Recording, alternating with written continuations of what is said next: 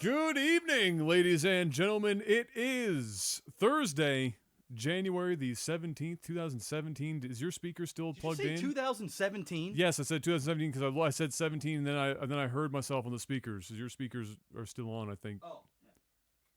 There we go. I was like, what am I hearing? My ears are full right now because I'm tired, and I'm pretty sure my blood pressure is too high. You've had a hell of a I'm week. just dying. Yeah. I'm just dying.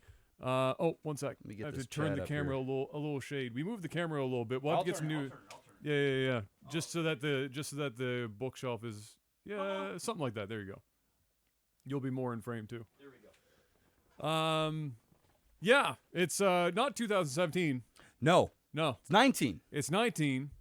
I don't really want to live 17 and 18 over again. 17 so, was a good year. 18, I want to forget about. Yeah, 18 was rough for sure. Oh, yeah. Definitely could avoid 18. But it's January the 17th, 2019. My birthday is in 5 days. Oh, no. 22nd. You're the 22nd. Is it the 22nd? Yeah. I thought it was the 27th in my head for some reason. 22nd. Okay. Yeah. Tuesday. Or is it up. Tuesday or Wednesday? I think it might be. That's midweek, I think, isn't it? It is Tuesday. There you go. Yeah. Turning 32. I'm getting fucking old. There's nowhere you can't go back now. No, I'm getting old, bro. There's only forward. I think once I hit 35, Then it's really... then it's just like, you know what? I'm fucking old, and I'm basically my dad. Yes. That's what it's going to feel like. Well, you're your own dad at that point, and your son will be 3 years old. Yes. Scary shit. Scary shit. I was thinking about that the other day. I was like, when my son turns 10, I'll be like 42. Yes. Don't think like that because it's going to fucking scare you real quick. Yes. And then I was like, think about your dad and my dad, and when they think in their heads, you're just having your kid. I'm hoping to have a kid inside the next 5 years minimum. I don't want to be as old as my dad was. Dad was 38. And they're thinking, my dad I think is 10 years or so on yours, I want to say. Yeah, my dad is 56. Yeah, so dad's 67. So yeah, it's like a 10-year difference. Yeah. My dad's going. Your dad's in great shape, though. Well, my dad isn't great. I'm not worried. My dad ain't going anywhere anytime soon. Unless he gets hit by like a bus or some shit. Yeah. He ain't going anywhere. Yeah.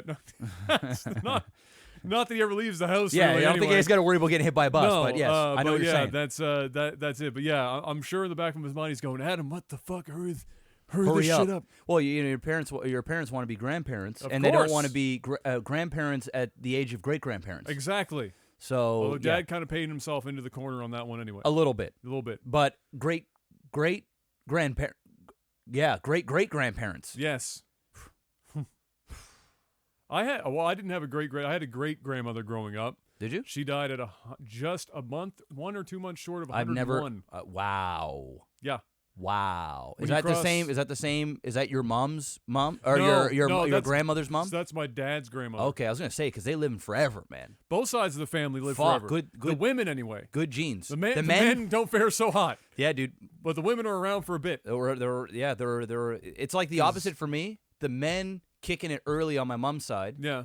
The men kicking it long on my dad's side. Okay. So it's the women that are like have heart disease and stuff on my dad's side, but the men are just fucking living. Oh no. Till they're skin and bones. Well, to be fair, Grampy would have probably lived longer if it wasn't for the fact that he was stubborn as fuck and decided to work out after having a stroke.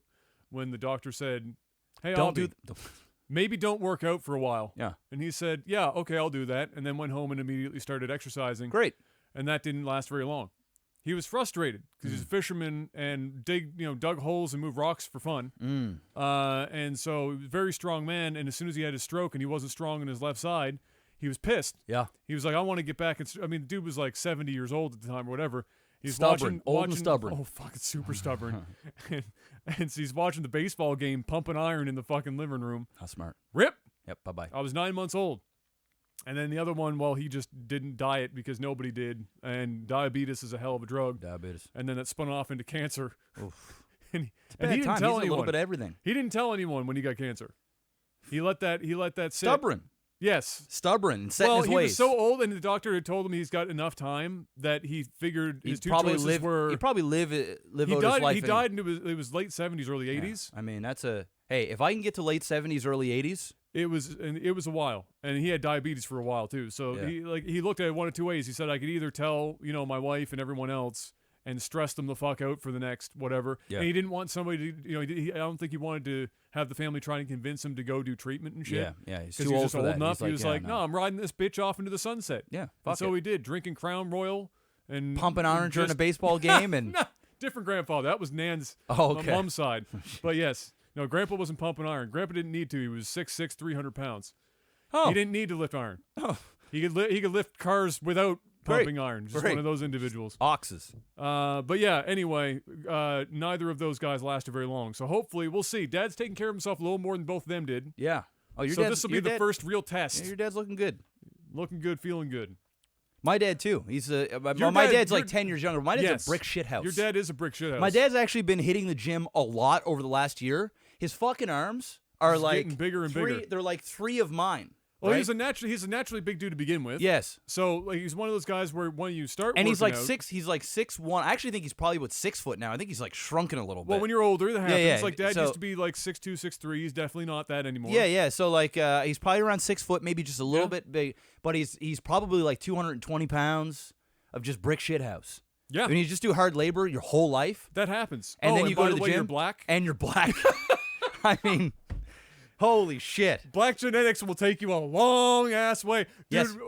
You watched we can talk about it a little bit more later, but did you watch any of the prison Netflix? No. Okay. I didn't get to it yet. There's an episode where they're in, oh God, where were they? I can't remember exactly where it is now, but I'm pretty sure it was Central America, South America. Anyway, there were some black people there. Mm-hmm. And they were living on, I'm not lying to you, a tiny amount of rice and these ration crackers that are the kind of crackers that you have. I don't know if you've ever had them before. I've had one before.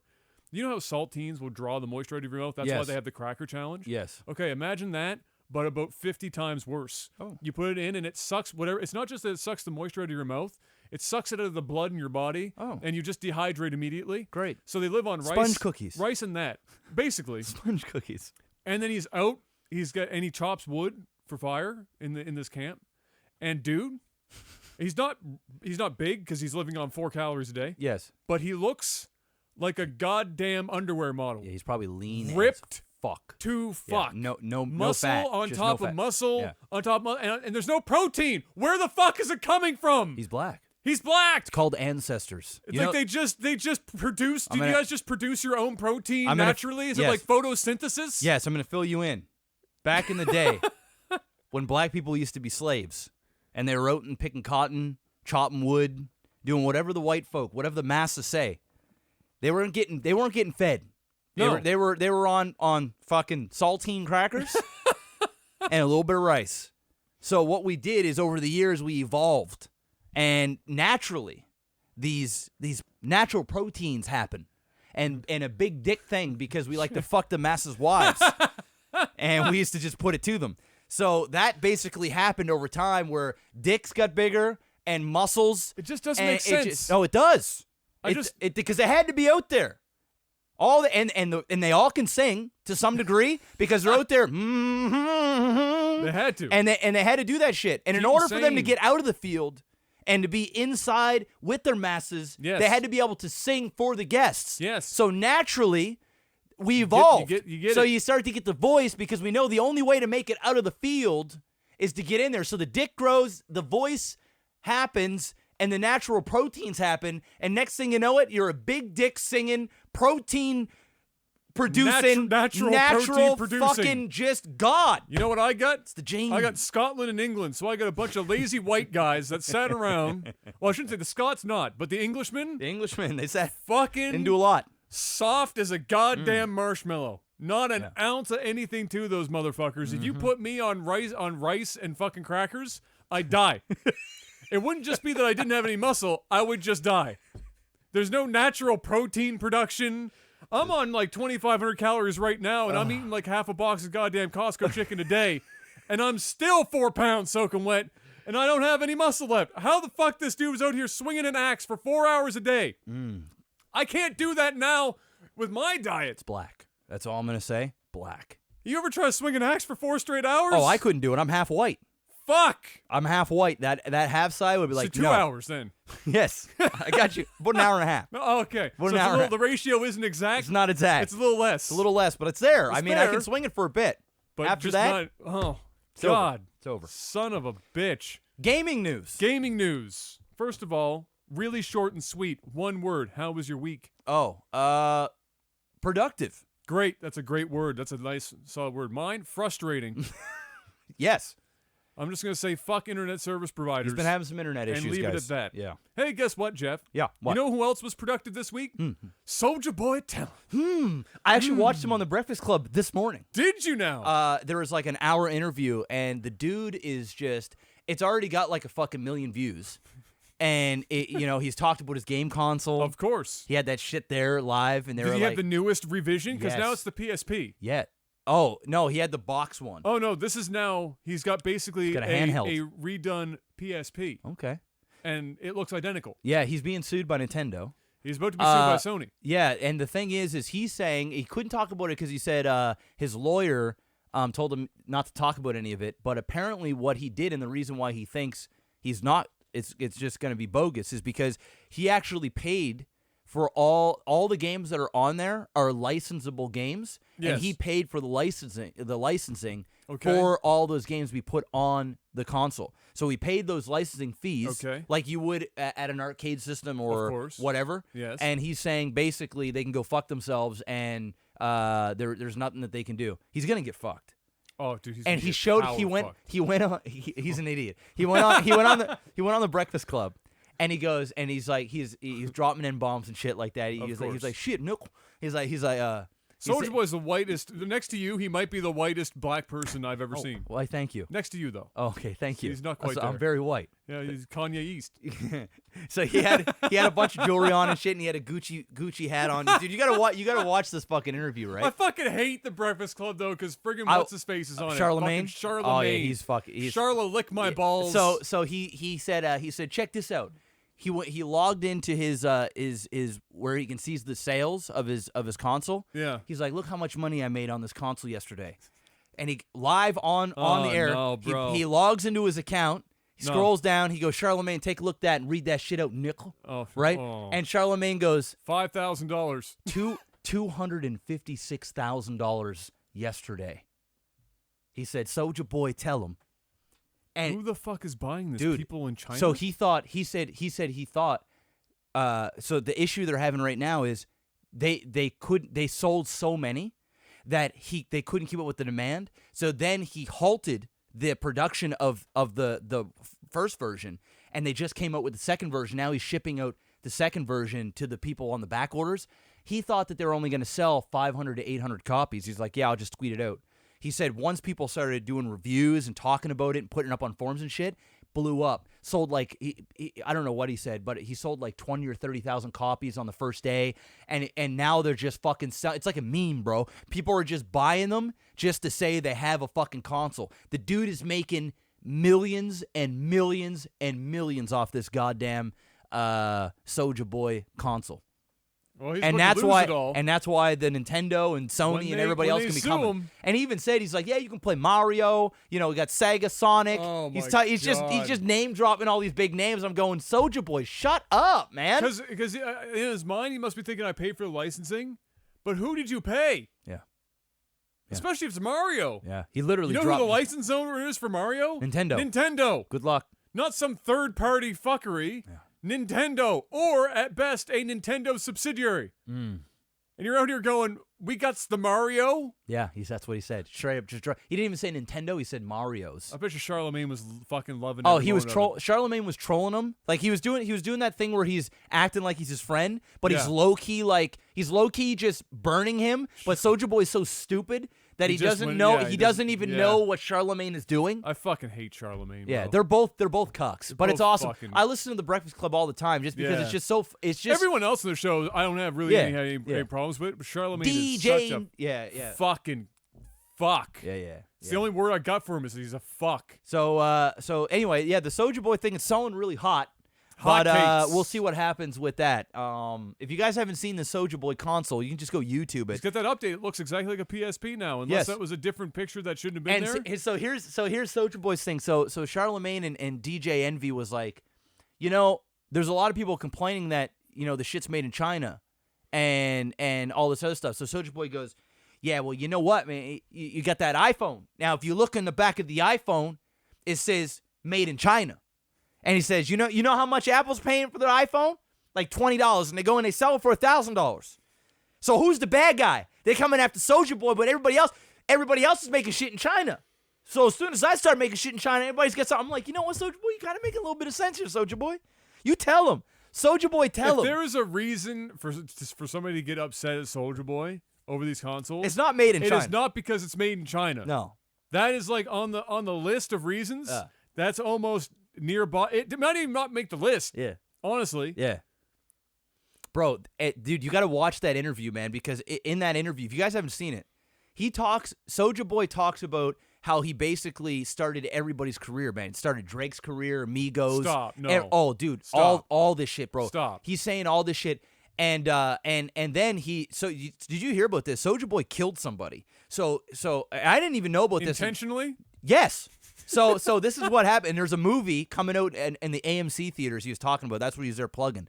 It's a Soulja Boy movie. About him killing somebody? Well, it's about like his career and his upcoming, because he was like the first like sort of SoundClick or SoundCloud, whatever. I think it was I know it was like SoundClick back then. Yeah. And what he was doing, he was going on LimeWire and remember all those Napster and Morpheus? Posting his shit. And he'd post his shit, but then he'd also post like 50 Cent in the club, but then he'd put his track on it. So people were downloading 50 Cent thinking it was them, and next thing you know, it was like, Soulja Boy, tell him you. Yeah. So, and he was the first person to self-publish, like when he did Crank That and all that, he did that in his basement. Yeah. And he didn't have a manager or nothing. So when he sold like 15 million ringtones and all these, he had the whole money. There was no like there was no label taking huge cuts and giving him fuckboy shit. He was making all this money himself. He was in his studio, right? And you guys got to watch, because it's actually quite interesting. But he's in his studio, his home studio or whatever. He's with two of his boys. One boy's out there making some noodles, and he's in the studio, and he hears his back kitchen door get busted in. And he looks up at the camera, because he's got cameras all in his house. He looks up at the camera, and there's 5 masked dudes that come in with AKs, right? And he's like, fuck, shit's getting real. He grabs his Glock that he had in the studio, and he comes out, and he opens the door, and he just starts shooting at these guys. So he shoots at one dude, misses, the guy runs out. He shoots another dude 5 times. Pop, pop, pop, pop. Shoots him. The guy's on the ground fucking crawling. The other dudes are running. Another dude grabs his buddy and holds him and trying to, like, you know, get it. Using him as a shield. Using him as a shield. And so this salty. So this Soulja Boy, the other dude ends up running out, and this dude is like fucking crawling on the ground, just bleeding out. And Soulja Boy goes over and pulls his mask off, and it's one of his boys, like it's somebody he knows. So it's an inside job. And he was like, shit, I was going to pull the trigger on that nickel right there, and I was gonna, but I didn't want to get his brains and shit all over my shit. So he backs up, and then he shoots the dude a couple more times in the back, right? And he just ends up dying. Of course. Calls the cops. Cops come, and in his state, I think it happened in St. Louis or some, I don't know, I don't remember where he said. But they have castle law. Yeah, so if somebody breaks in your house, you have the right to kill. Yeah. So he got off on all charges. Apparently, in this movie, they're showing all the video footage of them fucking coming in and him killing motherfucker. So he ended up, how they got caught is he shot another guy, and he said he shot him in the elbow. And the bullet went through his elbow and went through his forearm, and his forearm just blew up. Whoa. And just it was all over the floor. So the police call hospital, and a dude comes in with a gunshot wound with his shit, and they put 2 and 2 together, and then they ended up arresting the buddy, found out who he was. You can't just go to a fucking shootout and then go to the hospital. And went right to the hospital because he's fucked up, right? No. So anyway, Soulja Boy ends up killing a motherfucker and fucking up another dude, and then he ends up moving the next day to like LA and shit. He's like, I'm getting the fuck out. But anyway, it's actually quite an interesting story. And I'm gonna go check out the Soulja Boy movie. I'm like hard plugging the Soulja Boy movie right he's now. out here fucking selling some shitty fucking console stuff though. Back to the console. Like, why you got to be doing that shit? Because Soulja Boy, tell him, man. Crank Why? that.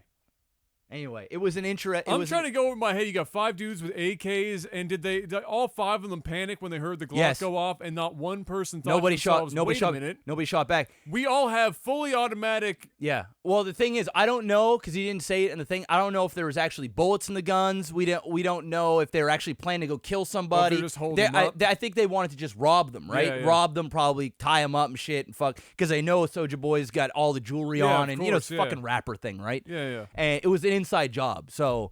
It is what it is. But anyway, he killed somebody and fucked up 1 or 2 other dudes and shit, and it's all in the Soulja Boy movie. I thought that shit was interesting. Soulja Boy, tell him. Yeah, Soulja Boy ain't fucking around. Well, I mean, you do you, Soulja Boy. You get away with that shit, and you make a couple $100,000 off of it. That you're a genius.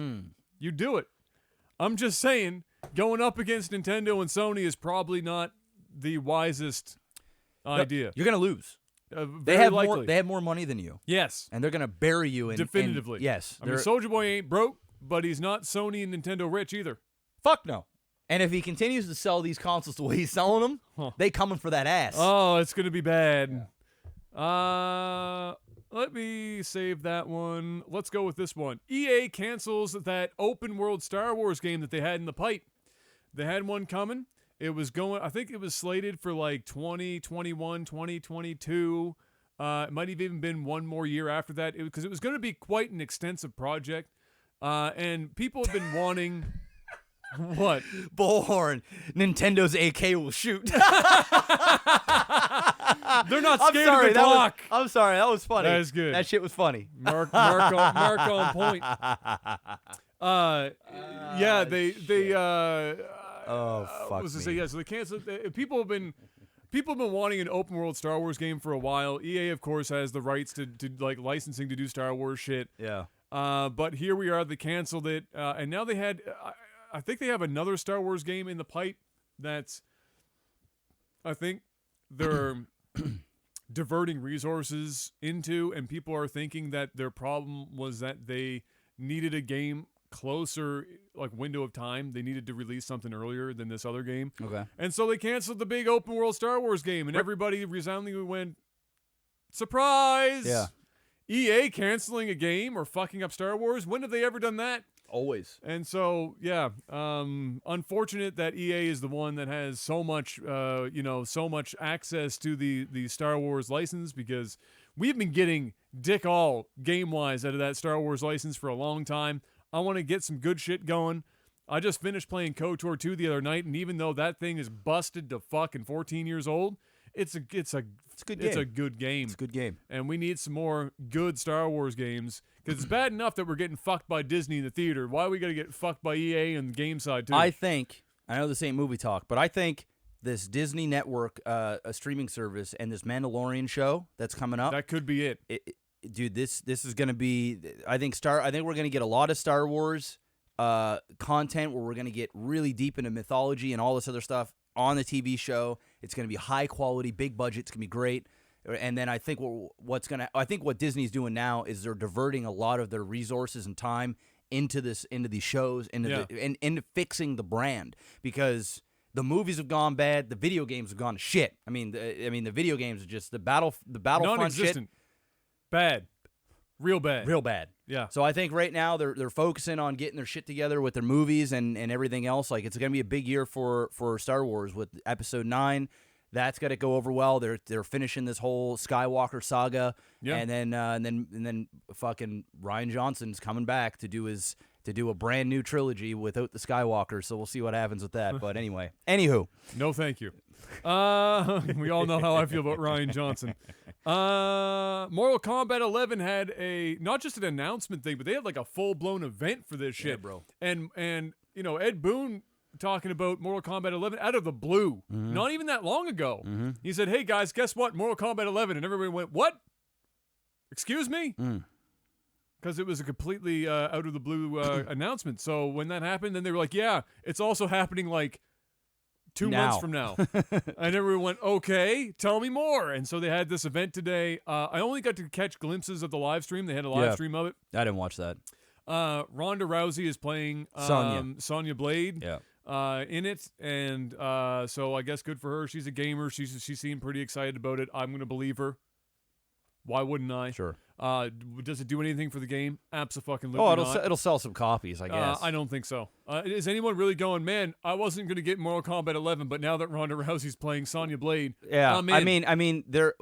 You know what? I actually think so. And the reason why I say this is because now that she's part of the WWE, and that demographic is like true. right, like that is prime. I can get on board with that. Yeah, that's like prime demographic of say 13 or 14-year-olds all the way till late 30s, primarily male, and they get so attached to their favorite wrestlers, and Ronda's the champion, and she's the big fucking thing over the last year, that I think her plugging this, and she's been plugging it on her Instagram and shit like that, I think her following, people will pick it up just because Ronda Rousey's there. I'm sure she'll be signing copies at WWE events and all this other bullshit, right? So it's another nice little marketing gig. I think it was smart by Mortal Kombat to get her on board, and I think she'll do a good job as Sonya. I mean, as long as she doesn't have to do any major acting or anything like that, she'll be okay. You make some grunting noises. She can do that.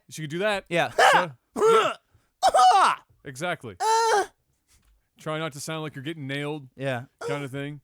So that happened. From what I saw, and I'm not going to speak in depth about it because I only saw bits and pieces. As a lay person who isn't like deep into the fighting game community, and I haven't been playing fighting games my whole life, to me, you know what it looked like? It looked like Mortal Kombat. Yes. It looked good graphically. It looked brutal. I saw a couple of the fatalities. Some of that shit was.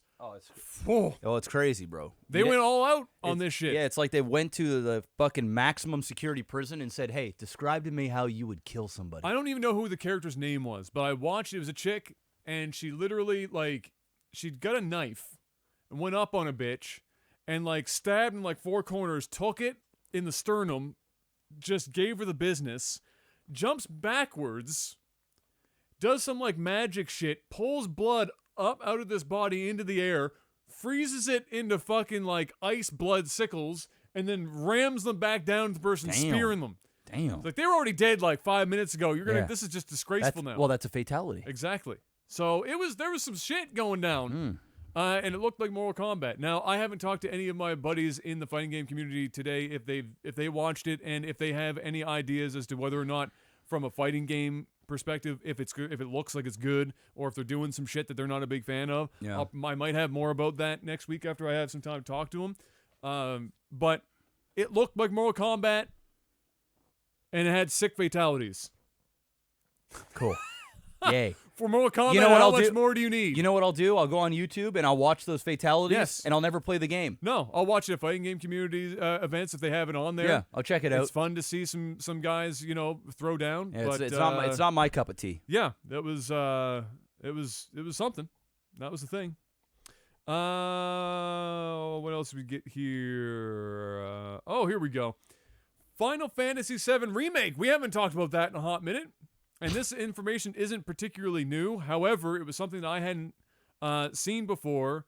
And it's not like it's going to be a big revelation, what I'm about to say here. Okay. But what happened was an interview that happened to be, an interview that was done in Japan last year sometime, got translated into English here not too long ago. I think it was the last couple of days. And in that, one of the directors or whatever for the game was mentioning, trying to tell everybody, again, this was like a year ago, everything's going fine, it's going smoothly or whatever, but he said the reason why it's taking so long, he actually said why it's taking so long, and the main reason was it's because of how long it's taking them to convert Final Fantasy VII from a turn-based game into an action RPG. Because we're not getting turn-based combat in Final Fantasy VII Remake. That would make too much sense. I thought that's what we were getting. That is not what we're getting. We're getting the action RPG, which is going to look more like a Final Fantasy 15, I would imagine, where it's sort of turn-based ATB, but there's You're like 3D walking. movement You're like walking. stuff. You're walking into the fight, sort of thing. So imagine for level designers now, you can't just design a level and there's like random combat. Now the enemies are within the space. The space actually dictates combat. You have to be able to interact in the environment a lot more. No. And so imagine taking Final Fantasy VII, something as big, and converting that. It's no wonder it's taking them fucking forever to do it. That shit is... No. That is a lot of work. I don't want that. I just Well, want... neither do I. I just want Final Fantasy VII. That's what we're getting, though. So... That's your answer. So if you think about like the process of taking a level that was turn-based and then doing all of the conversion down and getting it balanced and making sure the encounters are fine, and everything, that is so much fucking work for the entire world of Final Fantasy VII. Can you imagine? No. And so, well, neither can they. So that's why it's taking them. They've taken them a long time. They didn't think this through. No, I don't think they I don't think they. Why wouldn't they just make a new Final Fantasy game that didn't suck instead? Just if you're gonna remake Final Fantasy VII, then just give us what we love. We've and already make it look determined pretty. that Final Fantasy 15 pretty much bankrupt the company that they created to make the game in the first place, and now we're gonna double down on if it. Well, fortunately for them, if it the ain't broke, game's don't gonna fix it's it. gonna sell. It's gonna fucking sell. It just better be good. It better sell a lot because, dude, the amount of money they're spending on this shit is probably it's a no lot. joke. It's probably a fuck ton. Remember we talked about before where they had to axe like a year and a half worth of work and start all over It was like again? 20 or 30 million or some shit that they fucking just blew. It's great. It's great. That's what I said years ago when they first announced it. 2015 at E3, I think, was when we first heard it. I said the first goddamn thing when I saw that they were changing the game when they remade it, and it's what pisses me off the most, is that for decade, people in saying we want Final Fantasy VII Remake, but just fucking update the graphics. That's it. And the soundtrack to bring orchestral. Give us some voice acting. Some voice acting. Stop! Right there. Done! That's it. Done! That's all. I want to play Final Fantasy VII in 2019. I want that game to look like to look like Final Fantasy 15. Yes. But I want that. I want a real Final Fantasy game. I don't want you to fuck with anything. I want you to fuck with the story. And I want you to fuck with the fighting. Forever, guys, we're not going to do it because you don't want it. We refuse to believe that you want it, despite the fact that you're telling us that you want it, and it would take too much time and too much money and too much effort, and you wouldn't buy it. And now they fucking 2015, they come out and say, guys, we're fucking doing it. And everybody went, yay! And they said, but it's going to take 15 years because we're fucking changing the whole goddamn battling system. We're writing fucking the story differently. We're reimagining it. We're doing not a turn-based. We're doing a fucking action RPG. We're going to get 2 years deep into its development, exit, start from scratch all the fuck over again, and then do it in episodic format. Ah! The horror! And so when people don't buy it in the quantities that they expect it to, they're gonna go, see, we told you didn't want it, and I'm gonna fucking lose my fucking mind. Maybe it's because I don't want to fucking spend 70 or 90 Canadian dollars per fucking episode to play a goddamn game. You cocksuckers! Holy This game better be a fucking religious experience. It better change my life if they want me to not only buy each episode, but fucking wait between each goddamn episode. It's like playing a quarter of a game at a time and then waiting 6 months to a year or however long it's gonna fucking take to get the next goddamn episode. It's like playing The Walking Dead, the fucking Telltale shit, and waiting a year per episode.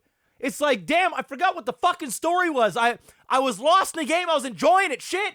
I just want to sit down and play this shit. Fuck. So that's why they're fucking up.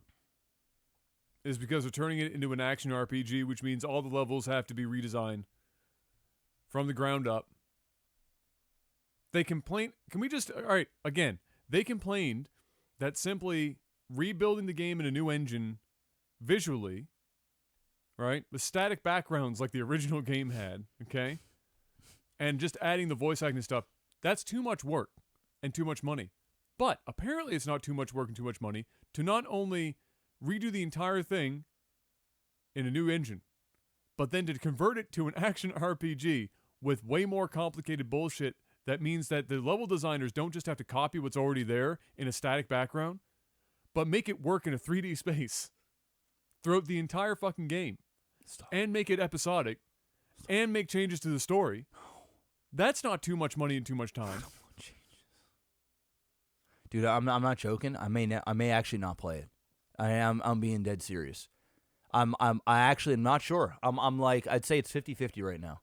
It's 50-50. It's 0-50 for me right now. Yeah, it's 50-50. Like before it was 100%. Like there's no way I'm not. It's one of my favorite games of all time. If not my very, beyond StarCraft, other game other than StarCraft, it's Final Fantasy VII.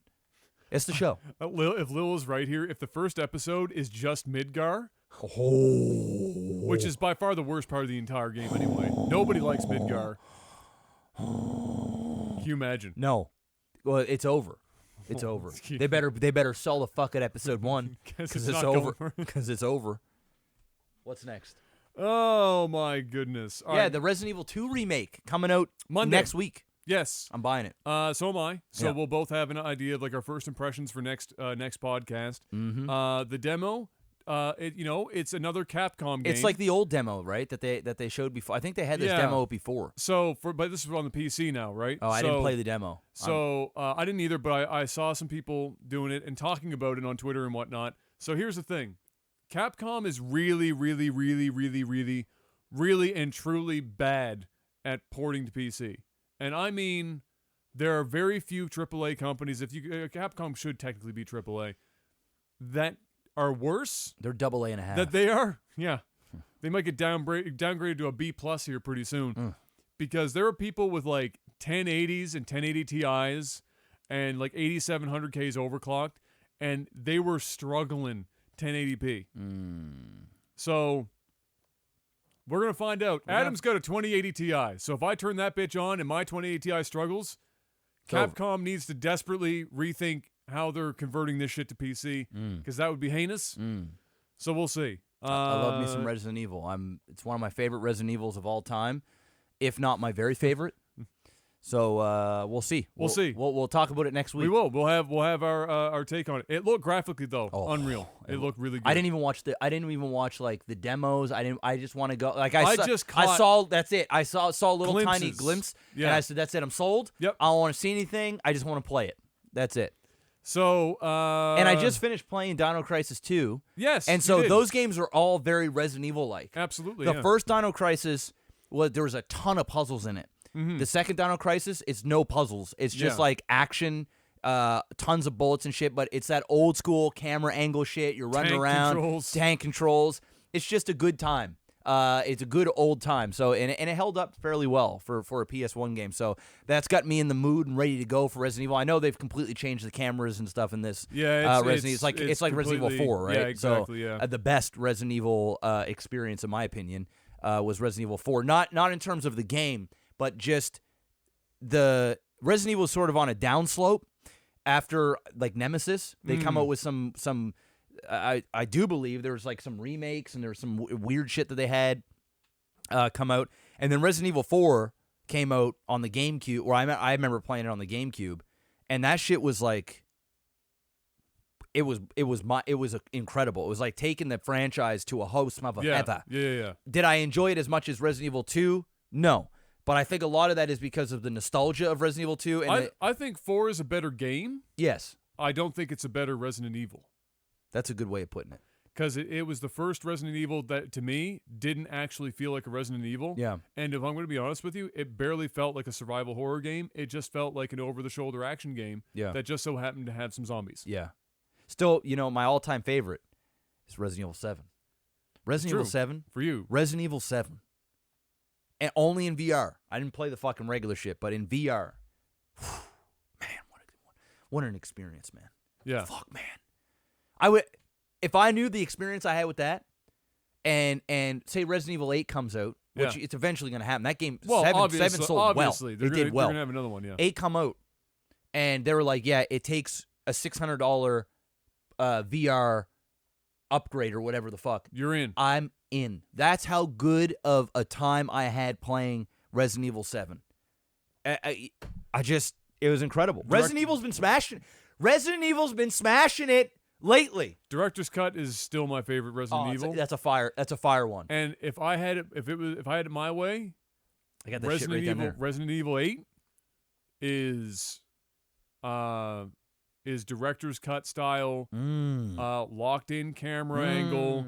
Look, I don't know, man. in the year 20, whenever the fuck this comes out, we will have figured out a way to make that camera angle and the controls less shit.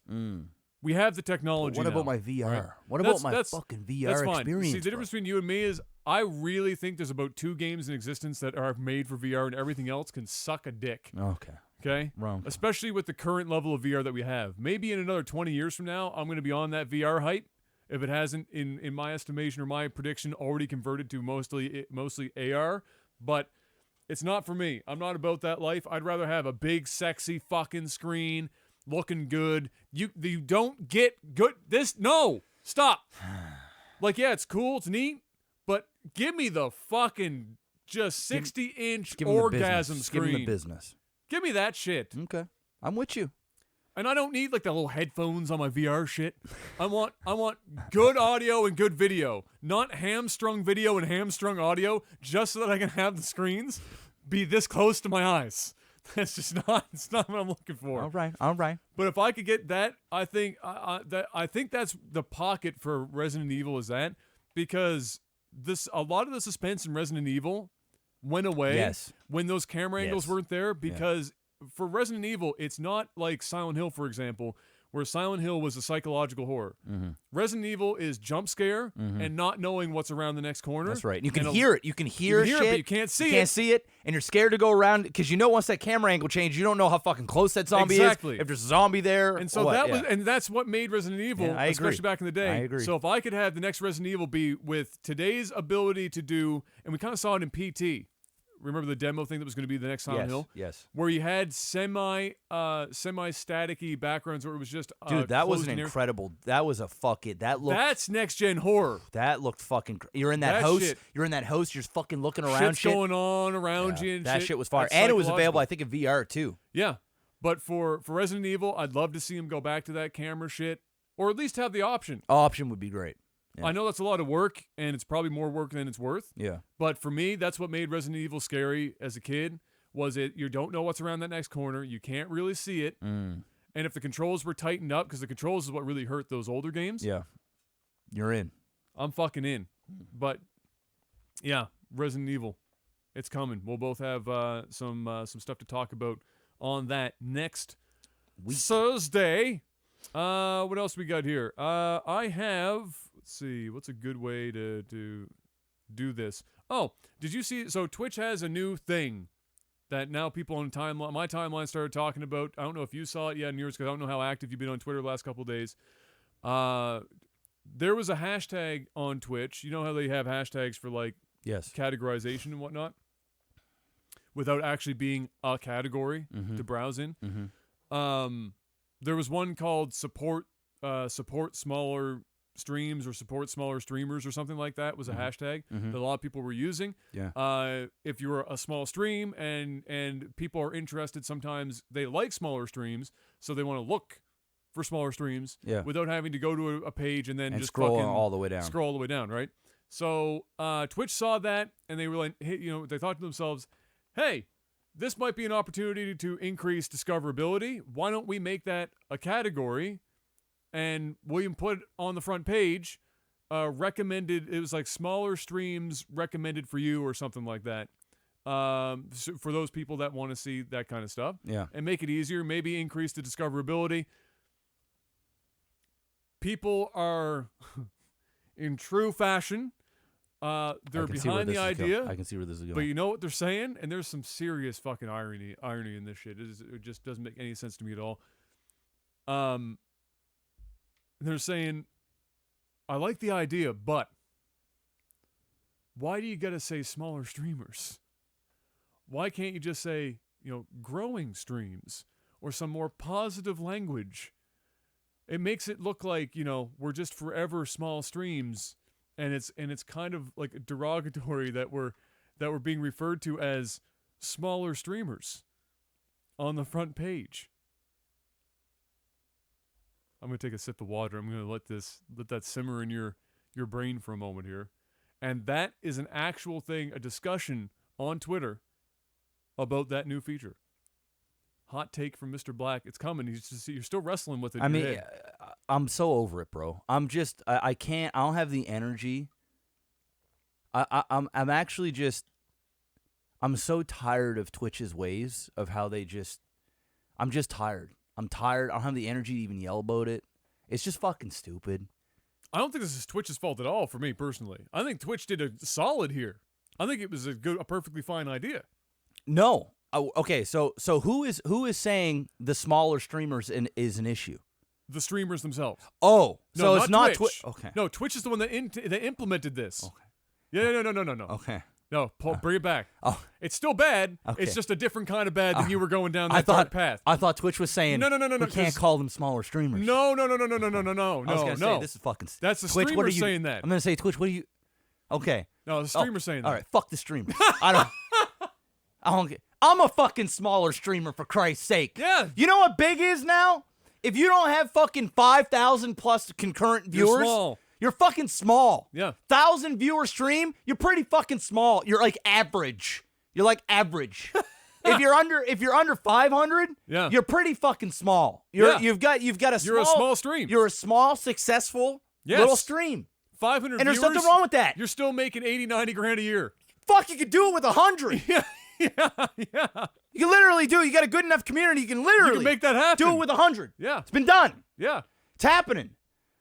500, you can do well. You're still a small stream. See, I thought it was Twitch was saying we can't call them small stream. No, it was them going. It's them going. Twitch, we like the idea. No. What do they want? They want to use the. They want better language. They want the up and coming streamer. They want the sugar coated. No, they don't even want that. They want like it was something like their examples were being given like growing streams or like positive language. No, you know what your streams are? Small. You're small or minute or tiny. Inconsequential. Exactly. Fucking a speck of sand in a fucking beach full of fucking Adderall ingested fucking streamers that do nothing but stream. Yes. That's where you're at. Own it. You're a speck of dust on God's ass. Yes, own it. There's nothing wrong with being a small streamer. Own it. Own that title. You want to be the big streamer, work to get there. You want to be a medium-sized streamer, work to get there. You don't want to be small, work to get there. You motherfuckers out there, man, y'all need to just stop. Like the dudes out there that are crying about this, get rid of your fucking vagina. Twitch just put your small ass dick on the front page. page. Stop complaining, man. And you're gonna complain about them not sugarcoating the fact that you're a small community? The fuck is wrong with you? You're small. I'm small. He's small. 99% of this fucking website is small. That's a reality. We've got 94 viewers on this. That's Twitch, small. Put Technical Golf on the front page and call me small little fuckboy stream. Just put me on the front page. I don't care what you call me. Just put me on there. When you're fucking 28 years old and you're a dude and you're 5'2", do you stop there and go, you know what? I'm not small. I'm not short. I'm just vertically challenged. You want to know something? I need some positive fucking language around my height because I can't face reality. If y'all want to make... I'm short. If y'all want to make 6 figures with a small stream, buy my book, The Grind. Now available on Amazon. The Grind. Go buy it. Small streams for life. Put my ass on the front page, Twitch. And call it small. Call me insignificant. I don't give a fuck what kind of hashtag you want to put on it. Just get me on the front page. Shit. Give me a category. People who most people don't give a fuck about. Put me there. These cucks sitting there. I'll take it. You know why? You know why they're fucking small? Because they're cucks and they got too much. They're too much in their feelings. They're too much in their feelings are fucking. They're everything is a problem for them. It's all a fucking problem. Even when Twitch finally does something. We're talking about Twitch here, for Christ's sake. Because, let's be real, there was a time where Twitch was all about the streamer. They were fucking doing shit. They were adding shit that was actually helpful. They were fucking flying people out to events. They're holding all this shit. They're improving their website. It's all great. And then they hit like a fucking brick wall. Then the shit, terms of service is going to hell. You got all these fucking cam girl streamer type people, or, oh, sorry, not cam girl. You got the girl streamers on there doing shit. Not cam girls, girls on cam. Girls Jeff. on cam. Sorry. It's a different thing. My dyslexia there just kind of twisted the words around. Semantically. My bad. You got all this shit, then all this shit's coming down, and they basically stopped doing shit for streamers, and now they're fucking doing shit again for streamers, and they're helping out the small guys and gals out there, and you want to sit there and complain about it? Shut the fuck up. Shut the fuck up. Take it. It's a W. Take the W. It's a hard dub. It's a hard dub. It's like this. It's like you're getting paid $2.50 per sub, and Twitch goes, hey, small streamer, we're here to help out your bottom line. We're going to go ahead and raise you 50 cents. You're now getting paid $3 per sub. Well, I wanted $3.50. The fuck is this? I'm going to go on Twitter and I'm going to complain. You want to help with a small, what? What do I look like, a charity case because I'm a small streamer? Dude, take that shit. Take that shit. Hashtag the shit out of it. Own it. Just because you're a small streamer, there ain't nothing wrong with that. Own it, man. That's crazy. See, I thought, I was getting angry. I thought Twitch was pulling that shit. No. Twitch did him a solid. We've got to the point where people literally cannot take the reality of the size of their community on Twitch, and they need more positive language. Here's some positive language. Go fuck yourself. Yes. How does that sound? Sounds great. You don't want to be called a small stream? Here's a fucking shocking development. Go grow yourself out of being a small stream so you're not called a small stream. And you want to know the other reality of that? To add to his point, guess what, small streamer? In order for you not to be a small streamer, you better devote 10 to 15 hours of your life, 6 to 7 days a week, play a battle royale game, and fucking grind and be a god at it. Or find some weird niche or have some titties. Those are your options. And if you don't do it, you're not going to get out of the small streamer category. So guess what? Chances are you're not willing to make those sacrifices. So motherfucker, own the small stream hashtag and get what you can get. Because if not, you're sitting right the fuck where you are. It's too saturated. You've missed the train. So take what you can get. Can we just unpackage something else here for a second, Jeb? Knock, knock. Who's there? UPS, I have a package for you. You want to open it? Yes. They used the hashtag support smaller streamers, and now they're getting upset about Twitch using the same goddamn verbiage.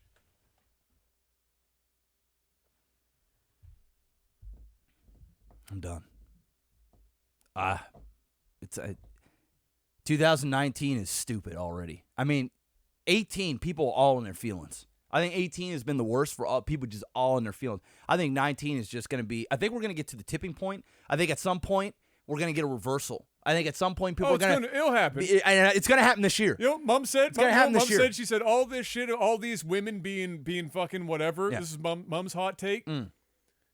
I didn't tell you that she said this, by the way, but Mom's hot take was, it's this. I've seen this, and she said, in my lifetime, I've seen it happen before, and it flips. People get tired of it, and then they realize that the majority actually aren't crazy. You're just hearing about the minority, yeah. And then it flips. Oh, yeah. And then everyone tells that minority, go fuck off. yourself. Go fuck Grow off. the fuck up and live in the real world, you pussified bitch. Yeah. Yes. Get your shit. This is not Mom, but this is me. Get Mom. If you heard Mom say this shit, I'd die on the spot. Dude, I would laugh so That would hard. be the funniest shit. Can you imagine Jan Morehouse out there? No. You pussified bitch. Get your shit. I'd get a phone and say, can you say Fuck, that? Can you say that one more time? I need time? that recorded. That'd Please. be the greatest thing ever. Please.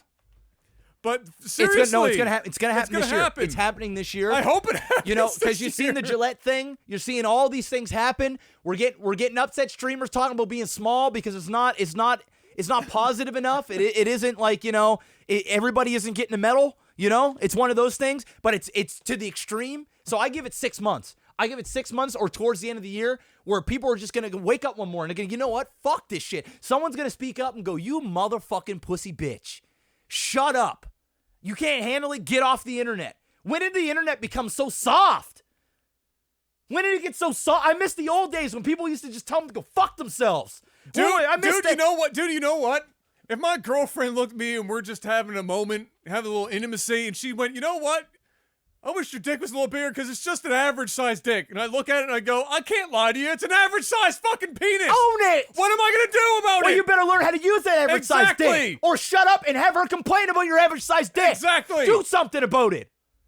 What are you going to do? Look at it and go, yeah, this is a strong 14 inches. No, it's not. Well, it was like me. My Stop wife, lying about it. I'm sitting there patting my wife. She said, your dick is too long. So you know what I had to do? Just leave a couple Pull back inches a little out. back. I leave a couple Just inches pull out. back. I get it. I tip it for a while. Then I go in about 3-4 inches. I don't and then have I stop. this problem. And then I stop. Because if not, she's going to complain about it. And if she's complaining about it, she's not enjoying it, then I'm not enjoying it. So I have to learn how to back off the dick. It's the same thing. It's actually not the same thing. Well, it's you know.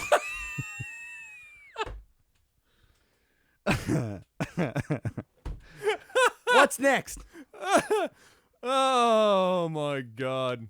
Oh, we got more good stuff here. Where are there's that one. Assassin's Creed Odyssey DLC controversy. Are you ready for some more soft shit? I'm ready. I got a whole bag of marshmallows, and we only took out one in that last one. Can I toast them? I got a few. Oh, I like it not toasted. too dark though. That's racist. Oh, just a hint of brown. Just a little bit. It's bit got to be of right this. in the middle. Just a little bit of Mocha. this. Mocha. Mocha. Let's go. All right.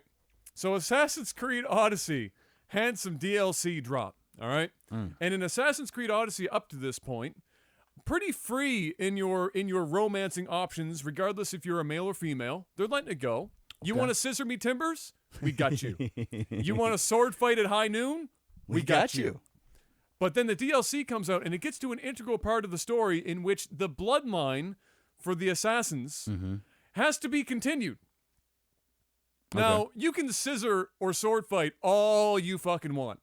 There's a problem with that when it comes to extending your lineage, and that is you can't get pregnant when you're doing those two things. If you can, you might be related to God. Okay. Or you're using a turkey baster without telling your significant other. Those are your two options. So, the story at one point, no matter how much you've been turning down this person, whether it's the male or the female or whatever, no matter how much you turn them down, you end up being forced into this situation where you're having a kid with this person because it is for The story. the lineage of whatever. Yes. So your two options are, go scissor or sword fight all day and not continue your lineage, or the game, says, all right, we're going to do this story time. We're doing this. It's happening whether you like it or not. It's happening whether you like it or not. That became a problem. Okay. Apparently a big enough problem that a couple of Not places consent? are writing about it. Is it not consent? Oh, no, it's not that it's consent. It's that there wasn't an option in there to complete that part of the story arc without it having to be forced into a heteronormative relationship, a heterosexual male-female situation. To create a baby. Would they like for the sake of lineage? Would they like an adoption type? I'm not actually side sure. storyline? I haven't read deep enough to see if people actually have come up with solutions to this problem. Okay. But I'm assuming maybe adoption, but that's not really at that time when you were continuing your bloodline. Yeah. Somebody didn't come up to you and say, well, we can just adopt a baby in town. There's a lot of poor people that don't have the money to raise their child. Maybe we can do that shit.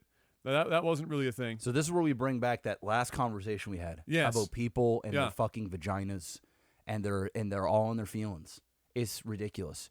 We need whatever Assassin's Creed's come out and say, listen, motherfuckers, this is our story. This is the story we're telling. Yeah. If you don't like the fact that a man and woman need to make a baby to continue this lineage for the story, go fuck off. Why don't they do this in movies? So here's the problem. Why is it a problem in movies? Why don't we see these write-ups in movies? So here's the thing, is the fact that they had flexibility leading up to that point in the DLC with who they were romancing and having some sexy time with. Yes.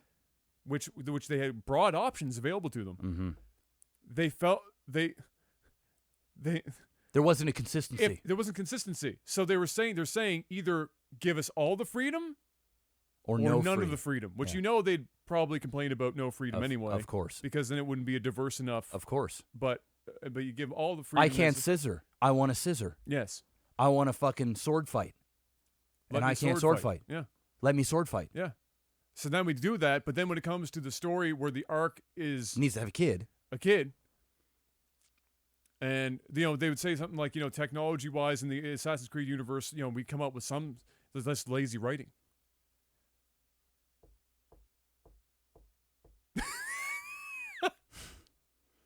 Man, where do you find this news, man? Where do you not get this? hard, because it's on shit? like normal everyday. Where do you get this shit, man? I'm so dude, writing shit. I'm it's so just a happy. thing. I'm just so happy I don't follow game news, like Twitter feeds, and I don't go on gaming websites, because this shit to me now, bro. It's I get my dosage. This podcast is great. This podcast is great. I'm very grateful for the podcast. People out there that are supporting that Patreon. Straight up. I'm grateful. But I'm telling you right now, this podcast gives me a weekly dosage of AIDS, because I have to talk about and listen to shit that I would normally. It's like if this was a political podcast and I just had to listen to everything that Trump says and does, and I have to talk about it and give my opinion on it. Every week, every goddamn week, there are people all up in their feelings, and it's on shit that just don't. There's no business. It's crazy. I actually think people don't even believe the shit that they're saying. They're just saying it to like stir up the fucking, to get the internet going crazy. It's got to be. Here's the thing. In Greece, at the time, as anyone who has had even basic history, global history, would know, that the Greece were pretty freaky. Yes. Okay? Yeah. A lot of dudes touching boys and doing weird shit. Yes. Orgies all over the place. Oh, yeah. They got a little weird. Yeah, sexuality was kind of, and a more open, and it's definitely not what it is right now. They did some shit. They were kinky. All right. I have something to put out there still. It doesn't matter how kinky they were, or how much boys they were touching, or having like weird just eunuch R. Kelly sex slaves and shit. Just R. Kelly and all over the place. Citizens of R. Kelly's. Didn't matter. Yeah. In order to have a child, yeah, unfortunately, and more specifically that long ago, where they didn't have all the fanciful science of today, you need a man. Yes. You need a woman. Yes. Then you can have a child. Yes. So if your story is built around the lineage coming out of a bloodline, yes, specifically out of two people, yes, that kind of has to happen. Yes, you need to. I'm gonna put this in layman's terms for all the people that are complaining. You need to stick a penis into a vagina. You need to come, as in ejaculate, inside of that vagina, where the sperm will go through a fallopian tube. Michael Phelps their ass up there. And then one of them, hopefully, will be able to penetrate an egg. Break and enter, B&E special. When she ovulates, the egg will come down, the sperm will go inside of the egg, and a baby will form. Okay? Now, since this isn't 2018, you can't do a thing called in vitro fertilization, where a man can jack off in a cup, and they can freeze that sperm, and then they basically turkey baste it with a little tiny turkey baster, and they just place the sperm directly into the egg. You pay a lot of money to do that, and the percentage rate, it's not the highest, so you usually have to do it multiple times, and that's the other way you can make a baby. So there's just two ways, and I don't know about Assassin's Creed, but back then, I highly doubt they had in vitro fertilization. I'm just going to go out there and say it. And it'd be a really weird storyline to throw in there, that somebody in the bloodline put their sperm in a freezer. And they then didn't have freezers. Okay. So you know what they had? Holes in the goddamn ground. Okay, so what you're saying is the penis needed to go into the vagina. Yes. And the ejaculation times, needed to happen. preferably. Yes. So they had to practice, and then it went in, and it had to happen that way. Yes. At least once. You know, for me, when Kayla got off the pill, it was like 3 days. It only took 3 days. Once again. Oh, my God. I mean, it is what it is. It is what it is. What's next? If you want, I'm going to finish with this. If you want a story in which whatever the fuck you want for this to happen, sexually or otherwise, to go down, here's a goddamn idea. Go make the game. Get RPG Maker. It's like $4. I'll voice Learn act it. simple programming. I'll voice act it. and do it yourself and sell it. Yeah. Stop fucking giving shit to a company who already had flexible sexuality options to a point that was pretty much higher than any other AAA game I've ever heard of to this point. Mm-hmm.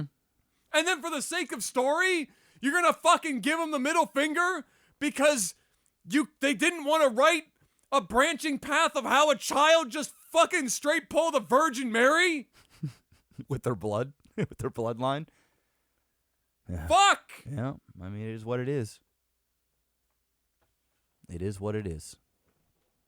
Just fuck, man! Stop it! Why are you so soft? It's coming, man. 6 months. It's coming. We're going to have a podcast in about 6 months, and we're going to see the turn. I'm going to say, I told you. The turn's happening. It's happening. It's coming. It's coming. We just need the companies to come out and just fucking start backlashing. They need to come out and do it. You know what? If I'm playing a game,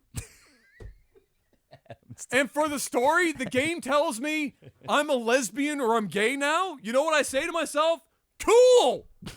This is somebody else's story that I'm experiencing, not mine! This isn't a choose-your-own fucking adventure novel where they've written 18 different endings and all these possibilities in the middle. This is somebody else's story, and I'm along for the ride. Yes. When they did fucking The Last of Us or whatever too, and we find out that what's-her-face She's gay. is at least at the bare minimum she's bi. bi. Yeah, we better not assume she's just gay. Am I gonna She's bi. yell at them for doing that shit? No. No! No. I'm gonna play the game. It's like, cool. Because okay. she's a compelling fucking character. I didn't see that coming. Great. Okay. All right. It is what it is. Fuck. Mm-hmm. Anyway. Gillette. Stop. I'm done. I don't want to hear. I'm over it. I'm over it. Fuck. Fuck. It's not even gaming news. Shit. Fucking Jesus. Fuck me. You're trying to take me out, man. You're trying to take me out. All right, look.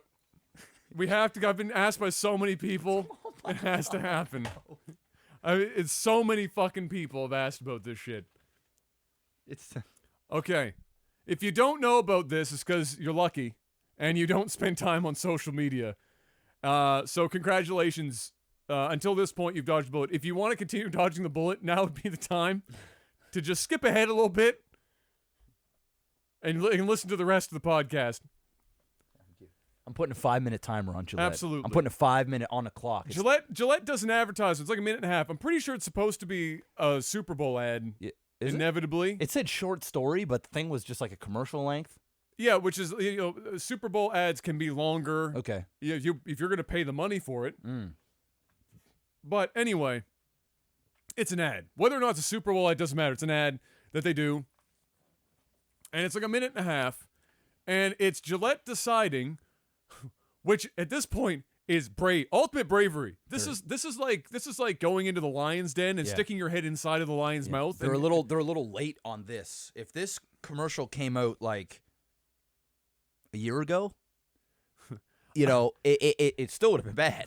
It still would have been bad. But I think they're at the peak right now. They're at that. This was the kind of bravery where there's a fine line between brave and stupid. Yes, it's stupid. We're there. Yeah, it's stupid. Right? It's stupid. We're tap dancing the line. Yeah. So it's tackling the, I'm not going to call it toxic masculinity because it's not really tackling that specifically, but what it is tackling is the idea that boys from a young age eventually become the men. Yes. Which, much like two people coming together to have a child, that's just science. Yes. That just so happens to be the truth. The boys of today are the men of tomorrow. That's a fancy line, and it's true. Mm-hmm. That's the way it is. When we grew up, Jeff, lots of the kids that we grew up with were assholes. Yes. When they got older, did they continue to be assholes? Well, yes. a lot of them, but a lot of them also mature and get, Sure. Yes. But yeah. There are some assholes though. There's some fucking assholes. Shocking development. They're some fucking assholes. All right? Yeah. If they're bad when they're little, odds are they can work it out. But they're assholes. They're assholes. Yeah. Okay. All right. Almost So, every asshole from high school that I've known is still an is asshole. still a fucking asshole. Yeah, exactly. Yeah. So they're tackling this deal, and they're saying, hey, it's not that, if you watch the commercial, it's not that all men are like this. However, we're definitely fostering this a little bit. Mm-hmm. And if you don't think that's the case, you're lying to yourself or you don't remember your own fucking childhood. I grew up in what might be considered the most perfect fucking home. I still saw the shit. It was, even my parents were, the only reason my parents didn't pull the boys will be boys line is because I was so much bigger than everyone else. If they said that line, I would have killed somebody for mauling them. I wasn't allowed to play fight or anything like that because I was literally 3 times the size of everyone else up until the age of about 16 when people finally started to grow. Yeah. But before then, if I play fought with somebody, I'd kill him. Yes. So mom had to go, don't do that. boys can't be boys here because you're going to be in jail for manslaughter. So he's just I don't want B's parents over here complaining that you beat the shit out of them. absolutely slow the fuck down. So the commercial tackles that. And it gives a bunch of great examples, videos that I saw before in the last couple of years, like the dad. One of my favorite videos the last couple of years. Dad with daughter, black dad with daughter, looking in the mirror every morning. And they have this mantra thing, I'm strong, I'm powerful, I'm independent, I'm whatever. Gave that example. Had another one of the guys splitting up, the two guys fighting in the streets. Yeah. I saw that video before. That's a fire video. Yep. All these men exist.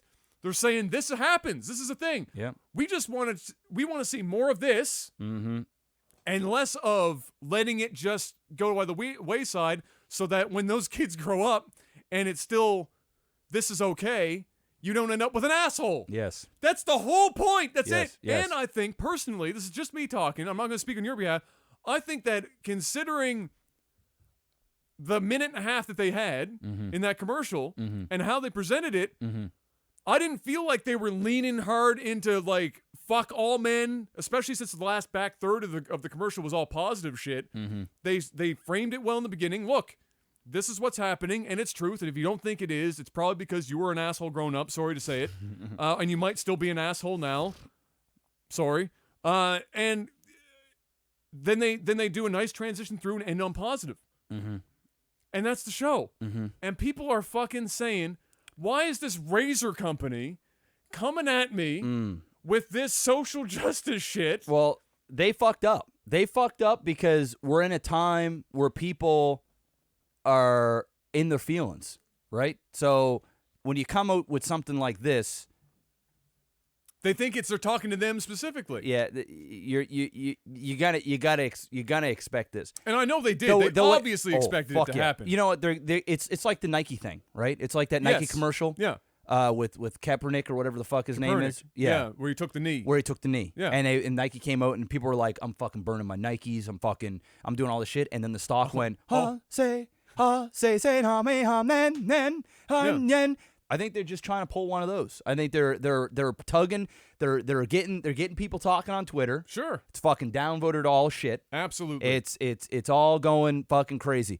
The only thing that the thing that bugged me about it, because the commercial, because I see what they're doing, and the message behind it, I think is a noble one. Sure. I just feel like what upsets me about the commercial, not the message of like all men are bad and the assholes, blah blah blah, and it's like, oh, the dudes. My thing is they're doing this for money, and it's an advertisement, so of course they're going to do it for money. Absolutely. But they're doing it in a way that they're poking the bear. They're like, they're in the fucking cave. The bear's hibernating. It's a bold move, Cotton. It's getting close to the season where the bear's about to wake up. Yep. And the bear is fucking thin now. When it went in, it was huge. It ate, your whole family and a small Filipino family, and it went in and fucking, it's huge. It's now the fucking size of Adam, and it can wake up at any time. Yeah. You fucking fart in its direction, and it gets a whiff of it, it's gonna wake up and eat your ass. It's hungry. So what Gillette did is they said, this whole internet right now that's fucking all in their feelings, we gonna poke it. So they went in, and they didn't just poke it. They shot it. They said, bam, bitch, bang, bam. They Soulja Boyed it. Soulja Boyed him. They Soulja Boyed it, ripped off the mask, looked at the motherfucker and gave 2 more, bam. Make sure that motherfucker woke up. And that's the part that irritated me, is that they're just adding to this problem. They're just and they're doing it to poke the bears. They're doing it to get the internet going crazy. I get it. I get the message. I'm okay with the message, like the core of it, but I'm not a huge fan of why they did it now. It's not because they're truly like, you know, the best a man can get and fucking, you know, they didn't come up with this message 3 years ago or 5 years ago. They did this now, and they did it because they know that it's a hot. They're still a fucking company. Of course, I get it. But right now, I'm just tired of it. I'm tired of this. I'm tired of this talking about all this fucking shit. People all in their feelings, and they're adding to this fucking problem of these people all in their feelings with their vaginas. And I'm low key, and I'm gonna be part of I'm low key of the dudes getting fucking shit on all the time. And I know that it's a man company, and I know that it's more directed to men, and I know that women buy the fucking shaving cream and they do the thing.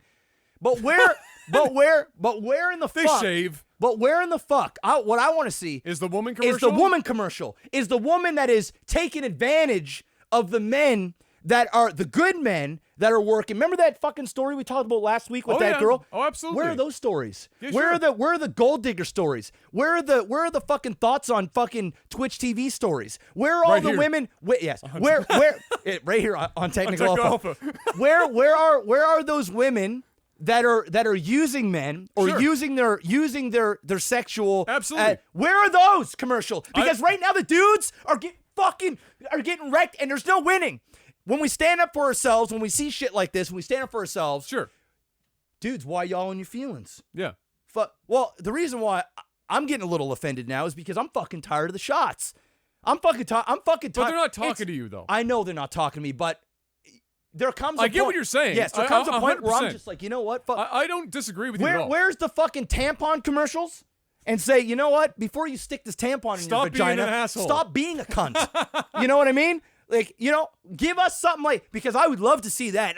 I guarantee, bring me a little something where the females start feeling a little heat, because I think right now that you know, and I love me some women. I love women. Women are the queen. They're the temple. Without them, we're fucked. I get it. I believe in equal rights. I believe that women should be able to do what men can do to some degree. I mean, there are certain things that I think men should do over women, and I think that there's things that women are better at and should do over men. Not saying that they can't do the things like men being nurses. I think men should be nurses. If they want to be a nurse, be a nurse. You know, I think a woman can run a company very well, and a Fortune 500. Realistic equality. Exactly. Yeah. So I get that. But I think what's happening right now is we're empowering women so fucking much that it's like that power trip. It's like that boss at work that's a fucking cunt. Remember that asshole that used to work for at the diamond shit? Oh, yeah. The son that was a fucking prick, and he's a fucking asshole, and he didn't do anything, and he just fucking rode everybody's ass because he's in power. Yes. He had shit handed down to him. Of course. It's like a woman with good looks, and now she's got the Me Too movement behind her, and she knows that she can say shit and get away with shit, because if we stand up for ourselves and we say, whoa, bitch, chill the... Oh, you calling me a bitch? I got a name, motherfucker. No, you're being a bitch. You remember that time when it was cool to call you a bitch? Like the time where it's cool to call us an asshole? Or don't be a prick, Gillette. Be a fucking real man, like the dude with his daughter in there. Remember that shit? I think the men need to start sticking up and start saying, you know what? Let's see the others. Let's flip the script. Let's flip the script, gold digger. Remember that time when you married that fucking 78-year-old man and you're a fucking 28-year-old bombshell and we all know that all you want is money?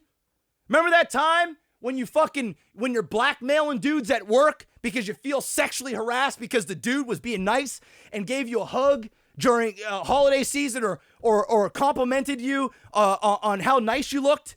Remember that time? And then you fucking went to HR or whatever and complained and got him fired and then took his fucking job? Remember that? That shit happens all the time. So I want to see that's what upsets me about this a little bit. Yeah. It's not the commercial. I think the message is fine. And I just think it's the timing is fucking shit. And the only reason why they did it, and you could make this excuse, well, hey, there's no convenient time to get a great message out. You know, if it's inconvenient, I get that. But the reason why they did it is because it's a hot thing right now. And that's it. Well, of course. And that's it. It's a company doing it. No company is going to put the time and effort to making a commercial like that to pump it out if it isn't going to have some positive kickback for them. Exactly. It's just not going to happen. I'm going to be praising the time when a female company comes out that's primarily female and comes out and gives a realistic, not because it's not all women, just like it's not all men. I'm not saying all women are like that. In fact, the vast majority of women are independent, strong. They do their own thing. It's great. And then you've got cunts, just like how there's a bunch of strong, independent men that are, alphas, do the thing. And then you've got cunts. You got assholes. I would love to see the narrative be pushed a little bit on the other side, just so it's a little fair, because I feel like we've just been getting fucked for like the last couple years hard. So much so that I'm just like, fuck you, asshole. Just because I got a dick don't mean you can treat me like shit or portray us. I know I'm not a complete asshole. I can be at times, but I know I'm not that dude that they're portraying to be bad. Yeah. But it's like, come on, man.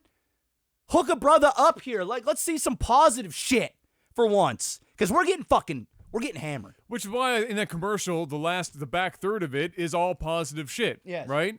If they did a commercial that was basically without that back third, and they just did, we need to be better. Yes. We need to be better, and here's a bunch of bad shit. Yes. I would be salty as fuck. Yes. But, and I don't disagree with you that it's obviously, to have a positive brand image 100%. Yes. And the timing is for that reason. There's no disagreeing with that.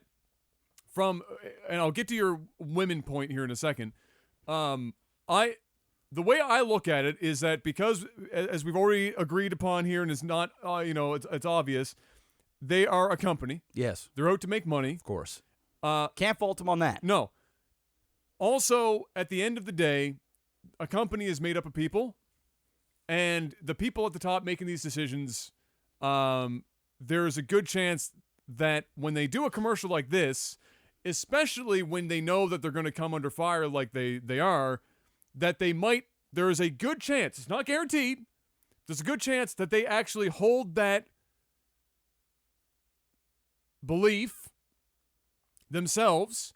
And while it's totally going to be a good look for the company, they're also they have that internalized themselves, and they're putting it forward for that reason as well. Mm-hmm. It doesn't have to be 100% only for money, or 100% only because they feel that way. I have a feeling, given by how well the commercial was done and the fact that they didn't just do all negative shit, that they actually do have, as a company, the guys who are running the show and making these commercial decisions have that feeling to a degree that is yes, the message that they want to get out there. I would hope so. In the first place. Yes.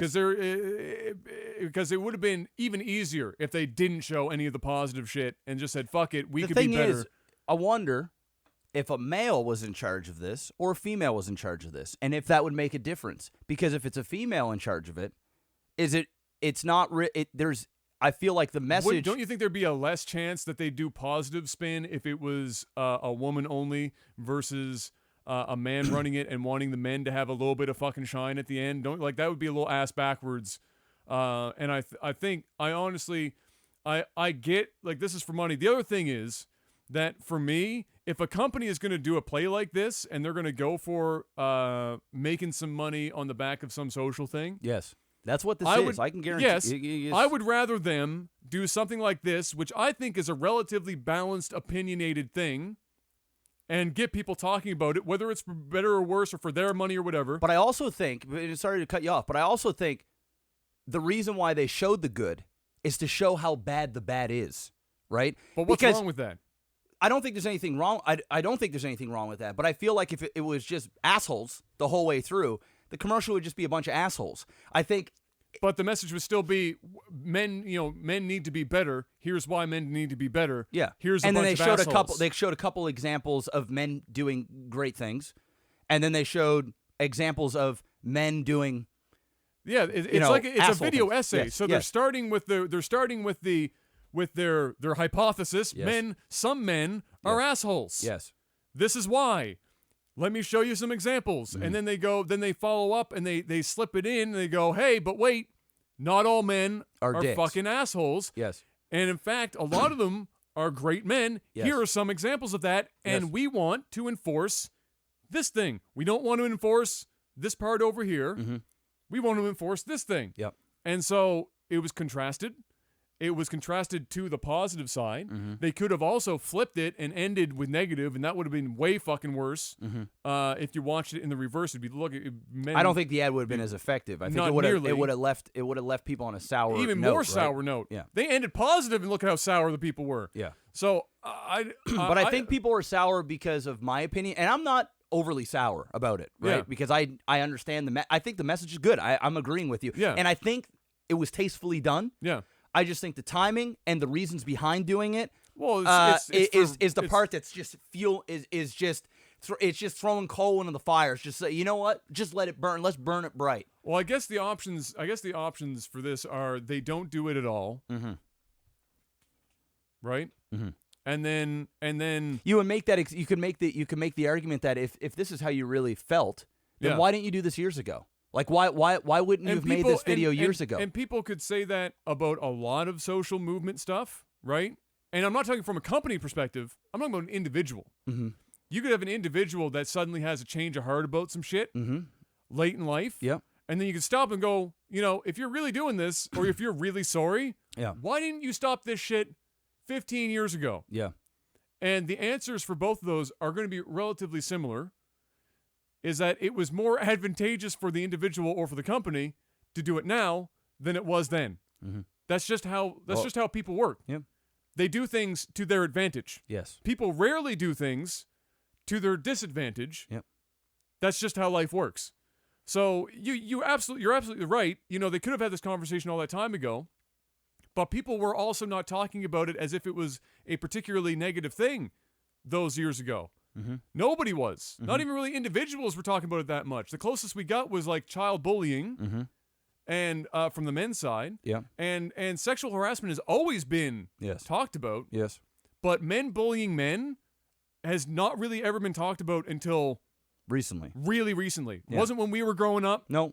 And it was literally like the last 5 years tops. Yep.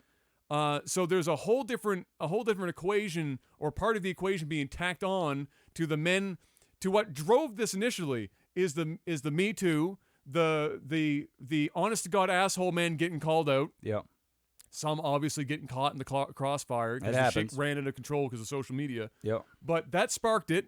So I think what some men are getting even more upset about is that there's a bunch of dudes getting nailed for doing some shit they really shouldn't have done in the first place. That's true. The and timing, those people deserve it. Exactly. The timing could have also, and it's funny because that same question about sexual harassment with some of these cases, a lot of the first questions that a lot of people will have, the men and women both, when they're asking the women, because usually that's what we'll talk about, the Me Too movement, is why didn't you bring up this 15 years ago?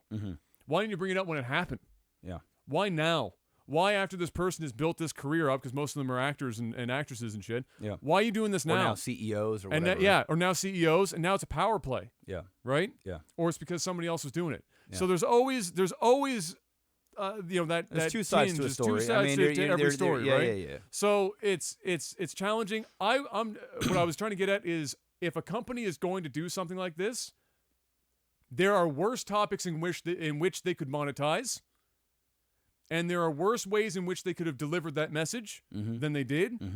I can't think off the top of my head that there are many different ways in which they could have done this commercial better. I think they've done this commercial the best way that you could do the commercial. Exactly. On this topic. They're always going to make money off it, or that's their end goal, Yeah. no matter how risky it is. And this is fucking risky. Yeah.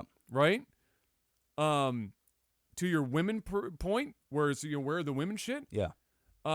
That's I think part of the fact that we've had this big run of the Me Too stuff, and right now women as a whole, and men being the counterpoint on the Me Too side, that's why we're seeing what we're seeing right now.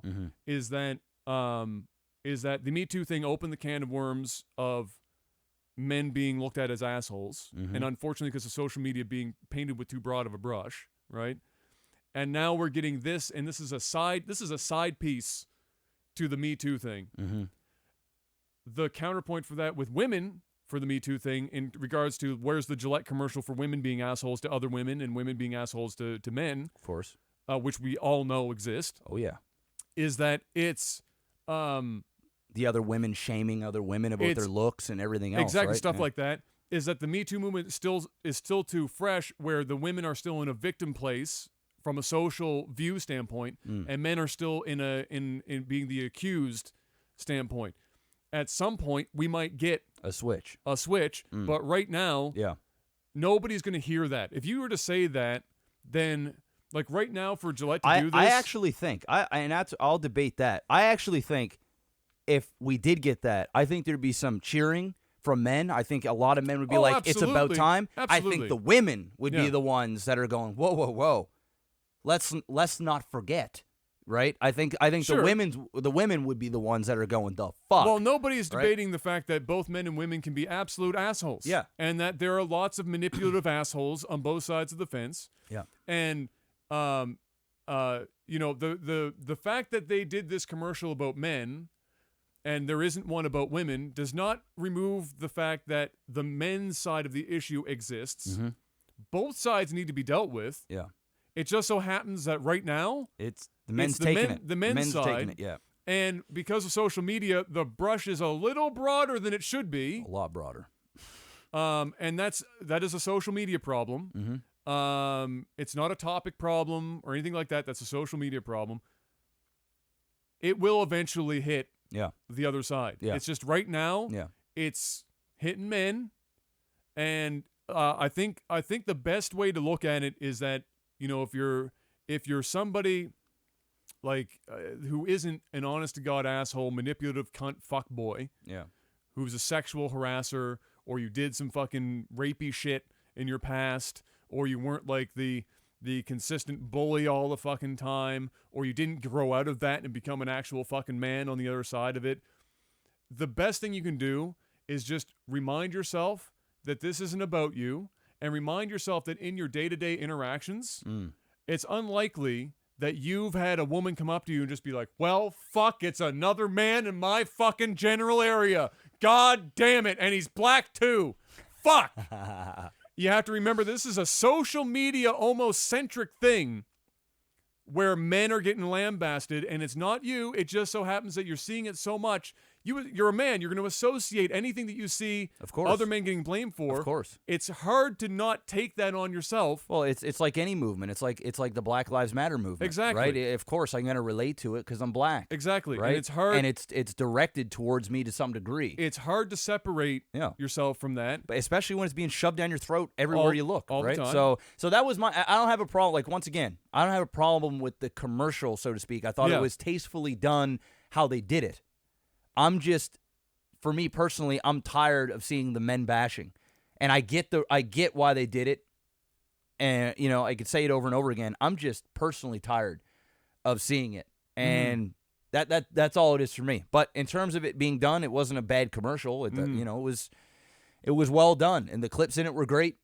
You know, they made good examples, and they weren't like it wasn't egregiously done. Like, it wasn't like, you know, it didn't show some real assholes, like, you know, some fucking real scum of the earth. A lot of it was like small, you know, dicks. And they like, didn't make shit up. No, like, no, the it's stuff that they showed, that's real shit. Yeah. I'm just over it. I'm just over the male bashing. Even when you say I gotta step away from it. I'm not saying that the onus should be on you to have to do that. I'm Yeah. just saying that it's a healthy practice to remind yourself Yeah. that, because social media fucks with people. Yeah. Even if you're not somebody that's on social media all the time, like some people are, and that really fucks with people. Yeah.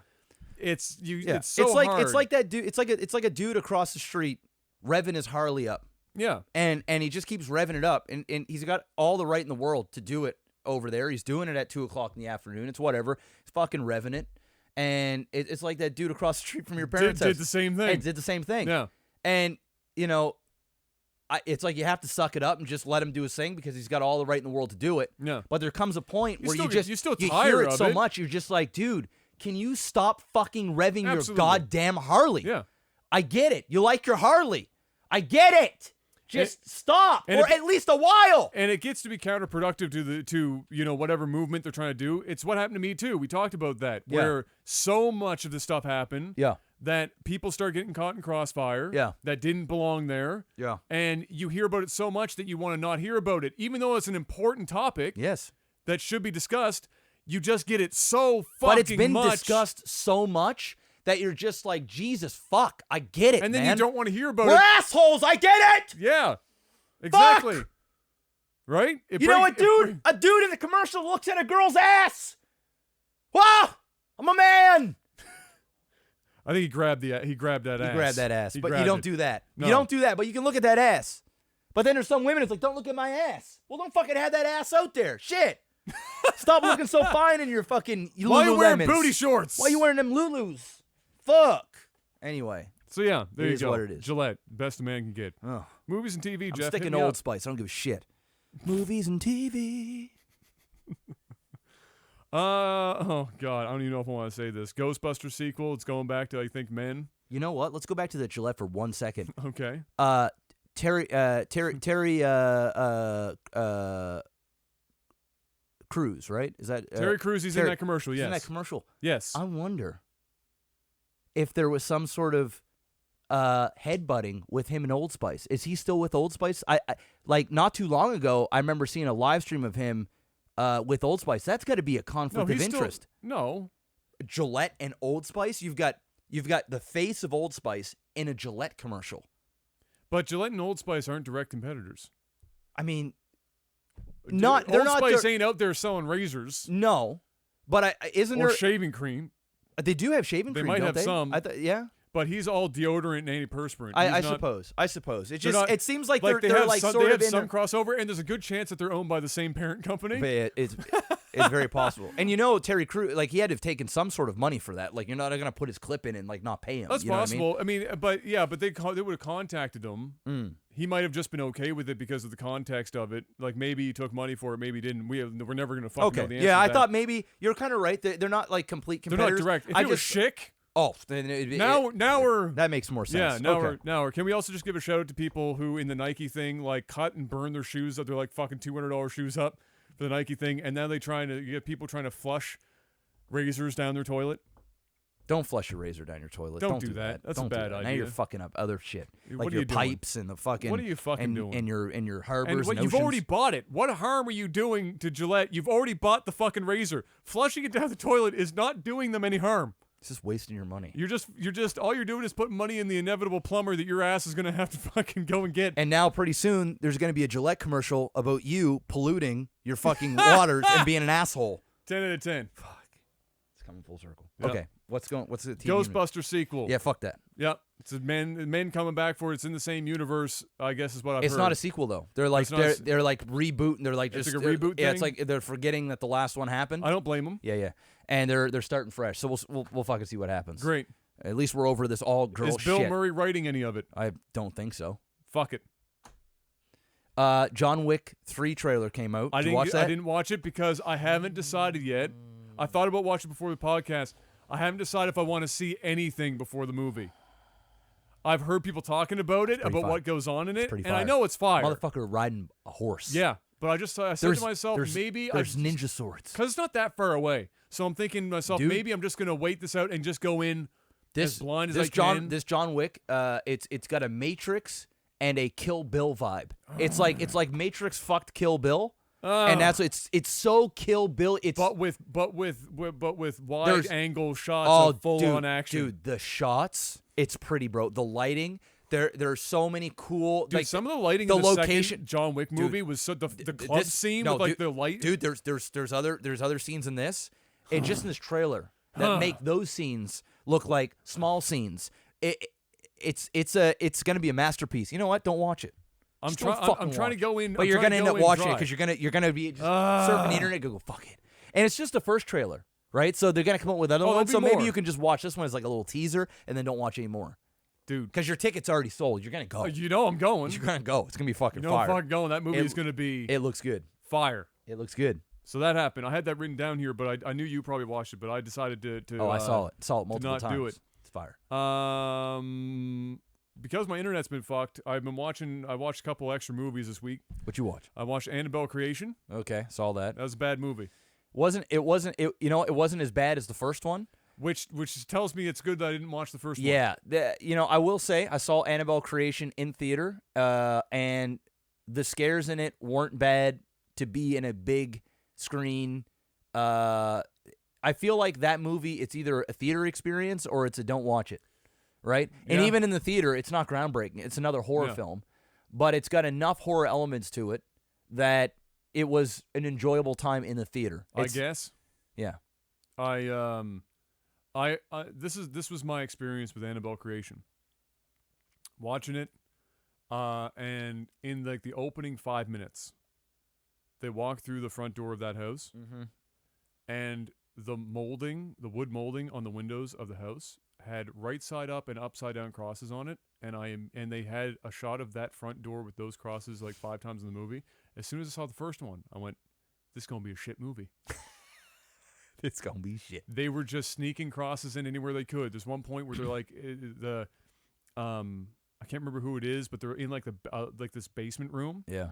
And there are boards that are conveniently cracked in the shape of a goddamn cross with the light coming through it. And I went, this is such a fucking bad phoned in. I mean, listen, movie. You just watched House on Haunted Hill or whatever the fuck it was called. Even if I didn't see that it's hard to. What is scary in Annabelle Creation? There is a scene where the girl's in the room. Yeah. I think I know what scene you're talking about. Yeah. There's a couple when they're in the room. Yeah. Why she went in the second time is still fucking beyond me, because it's plot, and if she didn't go in there, wouldn't be a movie. Yeah. And the other girl comes in, and they're having this fucking little chin wag. And the other girl knows about this doll sitting on the goddamn bed. She hasn't even taken notice of it yet. She's just strolling around the room, looking at nice little objects here and there, picked up a little gun, firing in it. Fucking smacks Annabelle on the side of the head. One girl goes, "I'm getting the fuck out," after the doll's head turns over. The other girl goes, "I'm going to hang out for a bit." And I went, could you imagine wanting to hang out after that shit happens? I'd be out of the house forever. She'd already gotten to the point where she ran away from the goddamn doll, and now they're in the room and that happens. Yeah. She's like, "You know what? No, I'm going to stick around." It's like, And that was the only tense points of the movie were with the doll and the kids. And when I say tense, I mean like a rubber band getting around a fucking bag of chips tense. Wasn't really much. Just holding it there. And it was kind of a rubber band that you had to like twist and double up because it was too big. Fuck. The lack of tension was that strong. Damn. So not a good movie, in my opinion. Yeah. I agree with you. It's all. not a great movie. Shot decently well enough, but beyond that, it was kind of bad. What other movies did you see? Then I watched Deadpool 2. Yeah, it's a good movie. That was not a bad movie. I like Deadpool 2. Saw it twice. It was a lot. I laughed quite a fair bit in it. I thought there was several really good, honest to God kind of funny moments. Like they're in and Cable goes in, he's hanging out at the Granny's house or whatever, and everyone pulls a gun out and Granny pulls her out and she's aiming at like the fucking moon, and he just takes her arm and goes. He just fucking points at She's him. blind. And it's the second time that joke happens because he breaks in or gets into the house first, and she points the gun over there and she goes, "I could have shot," and he goes, "What? The wall?" And it was funny. Like there's some funny shit. Yeah, some funny I shit. did think the only weakness in that movie for me, only two weaknesses were, one, I think they might have broke the fourth wall too many times. I think they overused the fourth wall breaking a bit. Even though it was funny quite often, it was almost like they turned into Jim from The Office, where every 5 seconds Ryan Reynolds is looking at the camera going, saying something fucking snarky. Yeah. Right? And then the only other really weak point was, the death scene. Yes. There's a comedy rule of threes. They went to like 7. Yes. And I checked out a long time ago. That scene went on for way too fucking long. And that was it. Those were the only 2 parts. I thought everything else was quite funny. Really well done. Josh Brolin jacked out of his mind. Yoked.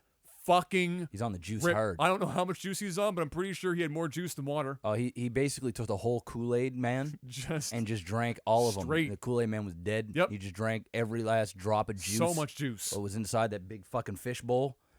Yeah. But drank he it did, all. he did I well mean, enough. He had did 5 lines in the movie, but he did well. Thanos and fucking the Cable. Yep. Like back to back. Yep. Jack to jacked. Yep. Have fun. He had a good year that year. He did have a good year that year. Yeah. Those were the 2 that I watched. Watched some. Oh, did you see the post-credit scenes with Wolverine? I did. That was funny too. Man, that was well done. That was fucking funny. That was well done that was too. fucking so They funny. did a good job with that. Because the old Deadpool shit. And yeah, the old Deadpool, and then he my shows God. up. And everybody fucking hated it. He hated that Deadpool. Yeah.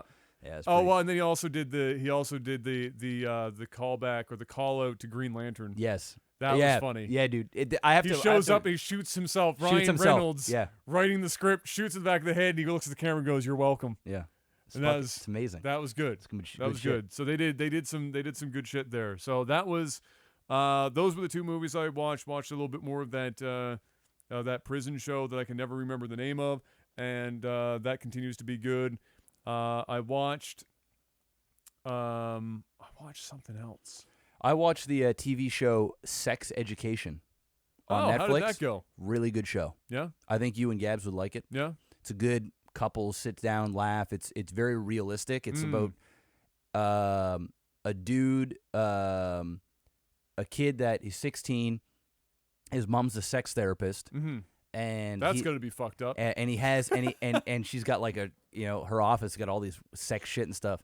But it's basically a teen drama of kids. Isn't that like half the plot of Meet the Fockers?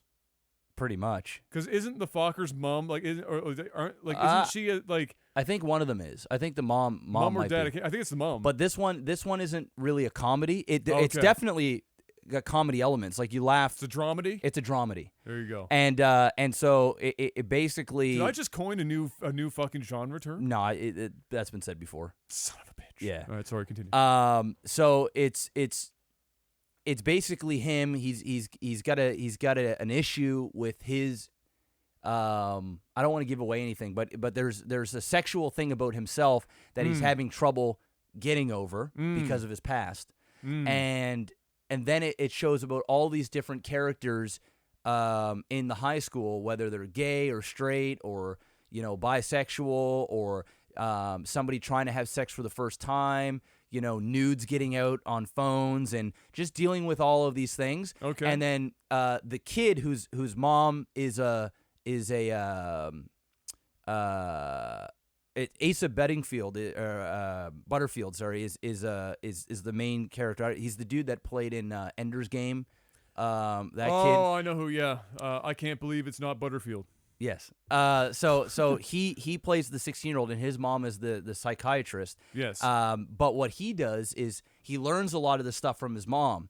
So he makes a deal with one of the popular girls in school to start up his own sex, his own therapy. So they go into a stall, That's kind of a bathroom fucked up. stall, Okay. and almost like a confession at a church. And he's in one stall, and then a kid will come in. That's funny. And then he'll give advice. That's funny. About sexual things, whether it's lesbian, gay, or there's all the topics that you could think of from a high school. It's like that old lady that was on you could phone in, like she had the TV show. Sunday Night Sex Show. Sue. Yeah. Sue. So it's like that, but in like more of a comedy thing. Okay. And at the beginning of every episode, it's kind of like House, where you see the issue, like the show will open and they'll show two people having sex or something traumatic will happen, and then know that episode is going to be sort About of around that specific issue. Okay, all right. So it's good. It's only 8 episodes long. Okay. But it's definitely like a good time. It's funny. I hope they do another season. And they definitely leave it open for another season. It's just really well done, and it goes through a whole, not just sex, it's sex driven, right? And there's sex in it. I mean, there's a lot of sex in it. There's it's really cool. Check it out. Do they tackle the subject of is there really something wrong with a little bump and grind? What do you mean by that? That was an R. Kelly reference. I was just trying to be funny. Okay, I didn't know if you were going with pedophilia there or you were going with with R. Kelly. Yeah, there's no pedophilia. Okay, there's none of that. But but it's a good. It's called Sex Education. Go check it out, guys. It's a decent show for sure. I watched a bit of that one with like the because Gabs wanted to watch it. It was the Asian chick that does like the tidying up. She does like the organization and shit, and it's become like an internet meme now because she uses the term does it like it's something about joy, like does it spark joy. So if you ever see somebody on Twitter drop a spark joy line, it's from this show. Okay. It's basically this like 3'5" Japanese girl goes in with a translator like most Japanese girls to American homes. No, she is petite. Oh, 3'5". Yeah, 3 foot. Oh, I thought you said 5'3". She's not actually, but she is. Okay. She might be 4'11". Ooh, okay. Like She's small. she's baby gap shopping. Yeah, she's a little person. Yes. And she, she's Japanese, so she weighs 14 pounds soaking wet. Anyway, she goes in with her translator, and she goes into all these American homes that are they're not hoarders, but they're just hideously unorganized. Maybe they're a parent with like 3 kids, and they've piled up way too much shit. Yeah. Or they're people that have like a hard time letting go of like frivolous shit. They're hoarders. But not extreme. But it's not like the TLC version of hoarders. Yeah. It's just they need some help with organizing what they've got and being led with how to determine what to get rid of and what to keep. Mm-hmm. Not a terrible show. I'm down for it. Okay. You definitely get the urge to buy some plastic bins and start fucking organizing shit. There's a Nathanius. I put a tweet out. He was like, "So I'm watching this show, and it was just a picture of his t-shirt drawer, and he started rolling his t-shirts like she." So yeah, it was pretty good. Kayla and I went and saw 2 nights ago. We went and saw the Kevin Hart Bryan Cranston movie. The Upside. Yes, right. Yeah, I saw it, but I can't watch it because I can't fucking stand Kevin Hart. All right. I'm going to say this, and I'm going to mean it. Okay. I'm going to fucking fully... Right now, it's a 40% on Rotten Tomatoes from the critics. And the reason why is because it's a remake of a French movie. Okay. Coincidentally, Kevin Hart is also 4'11". And he is. And the French movie was super well done. It won a bunch of awards and shit. So the critics are very, like, critical about it. Why did you have to redo this, and why did Kevin Hart have to redo this? Pretty much. Audience score is 87%. All right. I went in there expecting Kevin Hart to just do Kevin Hart. Right. And he does, but it is so toned. It's so...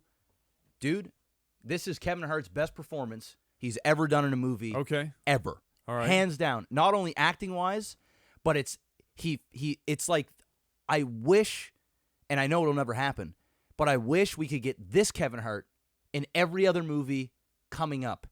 He's got that perfect amount of comedy. It isn't this like, oh, my name's Kevin Hart. Oh! It isn't this stupid, it is, he hits, his comedic timing is on point. None of it is over exaggerated. It is a dramedy. It's a dramedy. Okay.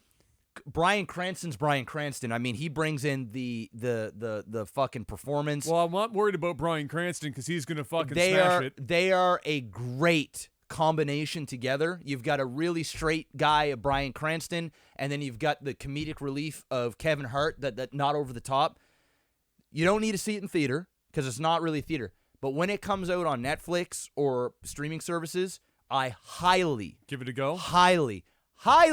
Especially if you haven't seen the original, highly recommend you see it. The only negative in the movie is the movie just kind of ends. And it's so good that you want more. You want more of these characters. You want to see what else happens. And it's based on a true story. I just think it's just really amazingly done. And I have to give it to Kevin Hart. I want to hate on him, not because he's successful, not because he's in every fucking movie there is, because Kevin Hart just does Kevin Hart. And I understand it works, but this, he gave us another side of him that we've never seen before, and I loved it. And it's so good that I don't ever want to see the other Kevin Hart. Just keep me this Kevin Hart, and I could deal with this all the time. Is really well done. He gives a dramatic performances at time, some heartfelt stuff. It's believable. And none of the comedy's over the top. None of it. There's so many laughs. It's almost like I actually don't think that there's ever been a part in the comedy that ever felt flat, that ever just didn't work. It all worked, all of it. And people in the audience were laughing, and it wasn't the hysterical laugh. It was like this, almost like, wow, that's clever. That is funny. It's this like, it's almost like say you're in a hospital and somebody's really sick and the family's there and it's weighing you down and everybody's just fucking, you're drained, you're tired, you're worried, you're all these things. And then the person that is sick makes a joke. Yeah. And everybody laughs. And just for that moment, you feel like none of this awful stuff, and you know that it's there, but you're not thinking about it. It's that kind of laughter throughout the whole movie, and it's feel good shit. Go see it. I'm really up. I'm really up in the upside here. You're pumping it. It's good. Shoutouts to Kevin Hart and Bryan Cranston. It's fucking good. All right. Okay. Maybe that'll be the movie that makes me not hate Kevin Hart. Shoutouts to Suicidal Zerg for all the gifted subs. The gifted Welcome, subs. everybody. Thank you. And that's really it for movie shit. Yeah. Give me a little tech support. Tech support. This is week 90, bro. Crazy. We are 10 episodes out from our 100th episode. Crazy. Technical Alpha. Crazy. It's crazy. We did it. We're out here making it. Oh, let's see. The Patreon out here making it. Straight up. Shout out to everybody that is supporting the Patreon. Shady asking, do you guys remember who your first ever subscriber was? And how did it feel? Mine was it wasn't Major Awesome. He was close. I think mine might have been Make It Wayne. It's one because I have 82 month subs. Yeah. And there's 4 of them. So I know that there's Ample. I know there's Make It Wayne. There's Major Awesome. And there's like one other. And now I feel horrible for not. It's been so fucking long. It's one more. He's a mod and he's more of a lurker than anything.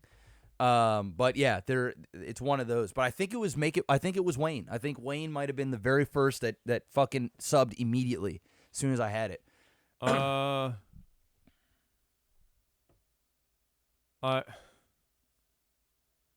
I think for me, there's a couple of guys that, yeah, it's the same for me. I can't remember. Because when I got my button, like, there was a bunch that just came in. Yeah, just fucking flooding. In fact, there were like 4 or 5 that before I even live streamed, they had gone to the page and they discovered that the button was up. And they subbed. And so I don't know if I would even know. All I know is that there's a couple people that even when I moved to Hitbox for a year, they kept their sub going. Their Twitch sub. So there's like Hunter, who is more active. There's Not Quite Right, who is like a lurker, that are like the longest term. But for me to remember the first one, I wasn't even live when the first one rolled through. So it's like impossible for me to really know. It felt incredible, obviously, especially back then. You know, it was such a new thing. It was a much different thing than like doing YouTube videos and waiting for the paycheck at the end of the month. It's like somebody just paid you $5 for your content. Well, you get 50%. But you know what I mean. Yeah. And so yeah, it was a wild ride. Yeah, to say the least. It's crazy, and I had it day one. Yeah. I had the CEO of Twitch call me, or Justin TV, and he said, we're doing this Twitch thing. You're getting paid. We're gonna give you a button. Yeah. $5 to sub. I said sure, and literally I have people at 82 months. That is, and it's so funny because there's people that come to my stream. They see 82 months. They're like, what the fuck? They're like, is this a fucking glitch? Day what one. the fuck? That's literally day one of sub button. Yeah. There was like 5 of us on Twitch that like got this button. It was like, and it wasn't even open to everybody. It was like a trial. It was like this little fucking thing that they were testing out. Dude, this shit, we're OGs, man. Yeah. Fucking OGs. I was months after you. I was. Because you got. Well, you were doing school and everything else, right? I was way behind. Yeah. I was way behind. I was like, I want to say my sub button came a year after. So I've got people that are riding up on the. I got tons of 72-month subs, like just fucking at least 30, 40 of them. Yeah. So that's I'm in that neighborhood. We'll have a better idea when Twitch sometime this month is supposed to switch over to cumulative instead of consecutive. Consecutive, yeah. And I'll be interested to see if the API sends out the cumulative or if it still tries to send out, because I want to know who's been around for a long time. Because there's some people that like were in and then like for a month they're away, but then they come back. I bet you there's a whack of subs that are just like 4, 5, 6 years. Yeah. That just aren't consecutive, right? Yeah. So that'll be wild. I do remember. The thing that stands out to me more than that, just because it was so random, and I still don't even know who it was my first major donation was a dude from Norway, and it came off stream, and it was just $300, and this is when I was first starting. I had like 40 people on stream, and so woo. It was like a fucking. I got it, and it blew my mind. Yeah. I just some dude. It was the fact that it was off stream, so it wasn't to get shine. Twitch Yeah. wasn't big enough to get shine anyway. Yeah. So and just that I still don't even know who the fuck it was. Never told me their username. Just said like your shit. Here's some money. That shit blew my fucking mind. Because that was my first real look into the culture of tipping streamers and stuff. Yeah. And that was fucking wild. Because that was before my sub button. Yeah. Long before my sub button. Yeah. That was like 2.5 weeks into my streaming. Yeah. That's crazy. So that was a wild wild time for me. Let's see.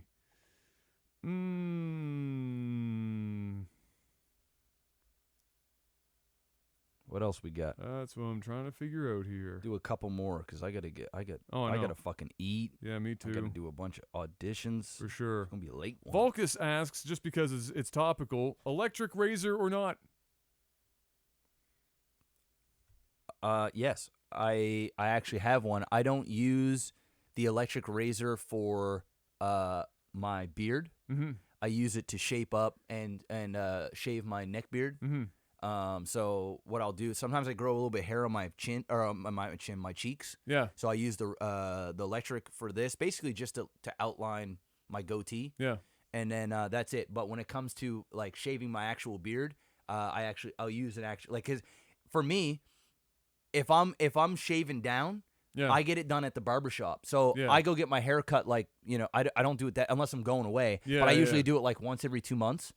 And I'll go to the barbershop and they'll just, because I just like my facial hair. Yeah. So they'll actually use the they'll line it up. They'll use the clippers and then line it up and shit. But if I'm doing it at home and I'm shaving, it's either I'm going fucking bare, and if I'm going clean, I use a razor. Yeah. But if I'm just lined up, it's always electric. It's all electric. Even my toothbrush is electric. Fancy. I too use an electric toothbrush. There you go. But as far as razors go, yeah, it's electric. I mean, I went through a period of time where I'd use a regular razor, and I will occasionally use it for like the very tops of my cheeks, not where my beard line is, but where I've got peach fuzz and stuff comes in. If I'm shaving myself, I'll clean that stuff up so that it doesn't come in. I hate having fucking this fuzz up here. Yeah. But otherwise, it's electric the whole way. I use a trimmer just to go. I'm in permanent 5 o'clock shadow all the time.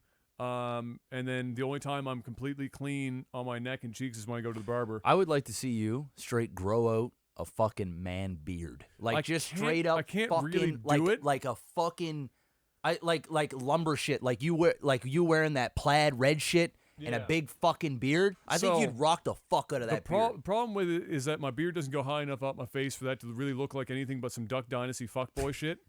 So, like, where it is right now, I'm trying to reline the upper side of my beard, so I'm letting my cheeks come in more than I would normally. Normally, I have my line way lower because my beard doesn't come in thick up high.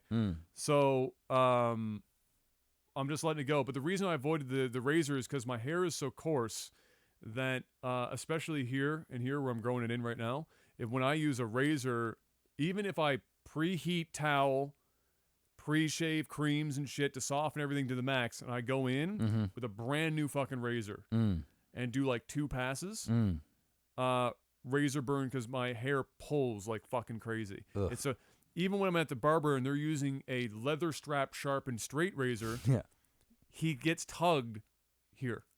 And he was like, the first time he did it when I first went in, he was like, what the fuck? And I said, yeah, that's why I don't do it. Because if a straight razor's having a tug, imagine a regular ass fucking, no, it's a bad time. So I don't even bother. I just 5 o'clock shadow everything. And then when I want a clean shave, I go into the barber and he does his thing. Because at least I don't get razor bumps. My skin will be a little irritated afterwards, but at least I'm not getting razor bumps and shit. So yeah, definitely all about that electric shaver. I used to have one that was where I was you had the big thick electric razor. My shaver is just a small. That's what I'm using now. It's just a little. It's for shaping. That's it. And I just neck. That's what I do. Keep the 5 o'clock shadow going, shorten it up, and that's the show. And then I use the same one to shape my beard because my beard hair is very straight, so it will get fucking scraggly. So I shape my beard with the electric razor. The real question is this. This is where the meat is. Meat potatoes. You're a shaver. Yes. That small one. Yes. Do you have a separate manscaping one, or do No, you use same the one. same? I Same one. use the same one too. I just have a different. I have a different clipper that I use. Oh, I don't have a guard on mine. I'm going guardless on mine. Oh. Yeah. Oh, okay. Yeah. And Yeah. I should probably replace it because mine's so old now that it's kind of fucked up. But yeah, no, same. I ain't about that. I'm not. So you're Bro. just going when you manscape, you're going fucking bald. Pretty much. Damn. It's not razor clean. Okay. It's 5 o'clock shadow. Okay. Yeah, that's sort of right? what I see. I have a little clip on the end, and I put that on, but I put it. Yeah, but I put it all the way to the point where almost the metal is like fucking. Yeah. You know, if you took it off, you're getting maybe another fucking millimeter of guardless. So I'm going 0 on it. Okay. But I'm not going razor because No. I don't even trust myself with a razor around my balls. You know what? I used to do that. I used to do it, and Bold. and I so I was shaving sort of in this area in the fucking Yep. where your leg meets that the groin area. the groin area. Yes. And I was doing a razor. Okay, so if I'm shaving my cock and balls, right, and I literally grab my dick and I'll fucking Yeah, you gotta fucking move it around. around. I'll get all of it. Yeah. But I'm in that little groin area, and I don't know what the fuck. And I'm in the shower, right? Oh, you got snagged. So what I used to do is I used to use the clippers, and I would clip it down, yeah, then shave. and then I shave. That's easier, right? Yeah. Because sometimes I let the shit grow, Yeah. and it's a little too long, and You I'm get not lazy. I'm not about to shave like with a razor, right? So I clip it, but I'm going in there, and I'm in the shower, and I'm kind of just getting in the crevice, and I get in there, but the razor kind of turns a little bit, and it was almost like a paper cut, but it went. It was like, and I literally, and I was like, oh, I go, oh, right, and then the water's coming down, and then I feel the burn, right, and I'm like, uh-oh. So I get out of the shower's still going, I'm out of the shower, and I'm looking at it, and then all of a sudden, there's a line, and the line's getting red. There's like a little bit of blood starting to come out, and I'm going, oh, fuck. And it was in such a shitty place that a Band-Aid, I couldn't Band-Aid it because that would stick. No. And then when I was wearing my underwear and shit, whenever I was walking, rub against it would it? rub against it. It was burning for like 3 fuck. days, man. It was fucking horrible. Nope. And then ever since then, I stopped doing straight up razor shit, and now I just go clippers. Nope. So, Hard pass. it was good until it was bad. Hard fucking pass. So that happened to me. So yeah, just True story. Give me the clippers and let her go. But yeah, razor bumps, and my face is pretty bulletproof. It's just razor burn only happens here. Everywhere else on my face, no razor burn. It's only here where it's so fucking coarse hair. See, I don't get razor burn, so Oh, that's it fine. fucking sucks, bro. I wouldn't like It's it. I mean, I've annoying as had it shit. before, but it's very normally rare. It's normally if you're using like a I was using a relatively dull. I was using a dull and razor. you make like 15 passes. Yeah. Then it happens. It was just like irritation, like Yeah. fuck, right? It only lasts a little bit, but normally I'm good. Yeah, no, so hard pass on that. All right, here's a good one to end on. Will asks, what games are you going to share with your kids? This is topical for you. Okay, we'll be able to. There's a lot in here that they shouldn't be exposed to Why not? because there's a lot of shit on these shelves. There is a lot of bad games. Yeah. Okay. Oh, they want me to be hyper specific about. What games? Yeah, what games? If you were to choose a couple, I guess. The first games that come to my mind, and probably what I'll get Kai to play when he's old enough, is I'll probably start him with Super Nintendo. Because Nintendo is too old, I think, and there's not a whole lot of easy games on the Nintendo. I think that because the Nintendo was really a tough system. Like it was a fucking there's a lot of fun games, Kick but my ass now. It's a fucking tough system. Super Nintendo really I won't say dumbed it down, but made things easier and a little bit easier just to play, and it was more forgiving. So I think the very first game I'll probably get him to play when he's old enough. Man, that's a tough one, man. Damn. I don't know. I don't know. I know I'd want him when he gets old enough. I know I'd want him to play Link to the Past. It's a great game. Yep. I'd want him to play a Super Mario World. Mm-hmm. That might even be the first. Mm-hmm. It might be a bit hard if he's too young, but it's still a really fun game. I think he also would need to experience Mario Kart for the Super Nintendo. And I think once he plays those few games, then we're going to move him right up. We're going to skip the N64. We're going to move him right up to the Nintendo Wii. I think the Nintendo Wii is a good system for kids. Playing like Wii Sports. Actually, Wayne came over, and because Caleb, some games. Caleb. I just gave him some games. I got fucking so many. Caleb is, I think, 3 now. He's going on 4, and so he's at that age where he's smart. He's got the hand-eye coordination, the motor functions and stuff to be able to play that shit. So Wii Sports and played Mario Kart, and he gave him the little wheel so you can fucking kind of drive around shit. Yeah. So I think getting on the Wii is probably a good one as well. And I'm not even a big fan of the Wii, but I think it's a good system for kids because it was made, I think, primarily for kids. It's like a very kiddie. Sure. It's a very kiddie system. Nintendo right? always skews to the younger but I side, think the Wii is really catered to the young things. So yeah, I'd probably go with that. But I'm definitely starting him on Super Nintendo. And then when he gets a little older, when he's like fucking 12 years old, right around that age, like when I was, then I'm gonna get him into the Sony. Then I'm gonna get him into the fucking the old school some Resident Evil, some maybe. RPGs, the Final Fantasies and shit. He'll probably hate it because games will be like fucking. You'll be in the game now by the time he's fucking 12. Yeah, exactly. You'll be like, the fuck is this shit? But you gotta try it out. You gotta see what Daddy came up on. So, yeah, that's probably my things. Then I'd probably introduce him into something like Mario 64, Donkey Kong 64, GoldenEye, those sort of things that, once again, we'll probably hate. Probably hate 007, but he might like Super Mario and Donkey Kong because I think those are and I'll even introduce him to Ocarina of Time because it is an iconic game. Might enjoy it. So, hopefully he's a gamer. Hopefully he just enjoys playing games because I'm going to get him on it. Yeah, but you never know. So those are. I know I kind of went through the gauntlet a little bit, but no, that makes sense. But starting off with the Super Nintendo, that's it. Super Nintendo starting it. I'm gonna say that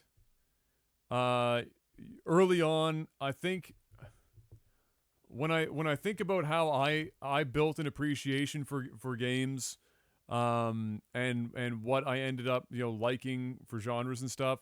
I think using a similar pattern to that is not the worst idea. So early on games, I could see starting with some Super Nintendo stuff as well, or even some normal ass Nintendo shit. As long as it's something like Mario, because it's easy. It's like it's so there's 2 easy. buttons. It's 2 buttons. It's easy, and you're done. Yeah. Right? Yeah. And then eventually, get into I want my kids, if they're going to play games that play with them, similar to what Dad and I played, the puzzle ventures like Myst and Riven and shit, for a specific purpose, other than showing them some of the games that I grew up with, and really fucking good video games. It gets them thinking. Uses their brain. Yeah. I don't even want to think what the fuck video games are going to be like by the time they're playing games. Like the instant gratification and shit. I want to avoid that. Yeah. So with a game like Myst and Riven, it's a slow burn. They have to think, but it's still fun, and they'll still be able to do it with me. How ancient will Myst and Riven look if your little guy is ancient. Like fucking 10 years old, 11 years old? Unbelievably ancient. Super ancient. But I know, like, when I was in the summer camps, and there was a kid whose dad was a gamer, and he brought him up on all the old consoles and stuff as well. He just loved it because it's what he knew. Yep. So it didn't matter to him. Graphics all of a sudden didn't matter to him anymore. Yeah. He didn't care. Well, he didn't really know better. He played. Well, he had options to play like he had them, but he loved Nintendo 64. Played a shitload of Nintendo 64, Nintendo, Super Nintendo, N64, Sega Genesis, all that stuff. Had an Xbox and whatnot, but really he stuck to that older stuff, and he didn't care because the games were still fun. And he found them more interesting because it's what he knows. So that's getting if you're going to play games, if my kids are going to play games, I don't want them to get trapped in the instant gratification wheel. Yeah, I want them to appreciate games that aren't instant gratification. Yeah, because if there's one thing I don't want is my kid to end up being an instant gratification whore. Yes. And games are a really easy way for you to foster that kind of behavior. Absolutely. And it's going to sound really weird, probably to some people listening, is I'm actually going to prioritize sports and instrument learning. Oh, way over top of games. Way over video games. 100%. And video games, I will, just because Daddy made a career on video games and stuff, it doesn't mean that I'm gonna want my son to follow in the same footsteps, and it doesn't mean I'm gonna want my son to be sitting and playing video games 8 to 10 hours a day.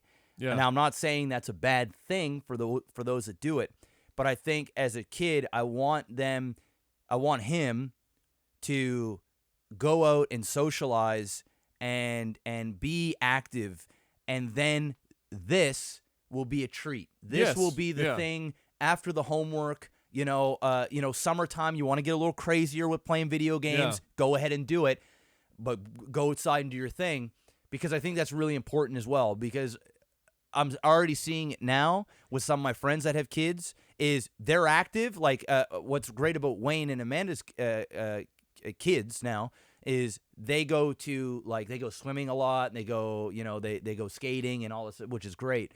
But I also know a lot of parents that are my age that all their kids are doing is sitting on the iPad playing Minecraft or watching YouTube videos. Keeps their kids busy. That's it. So that they don't have to deal with it.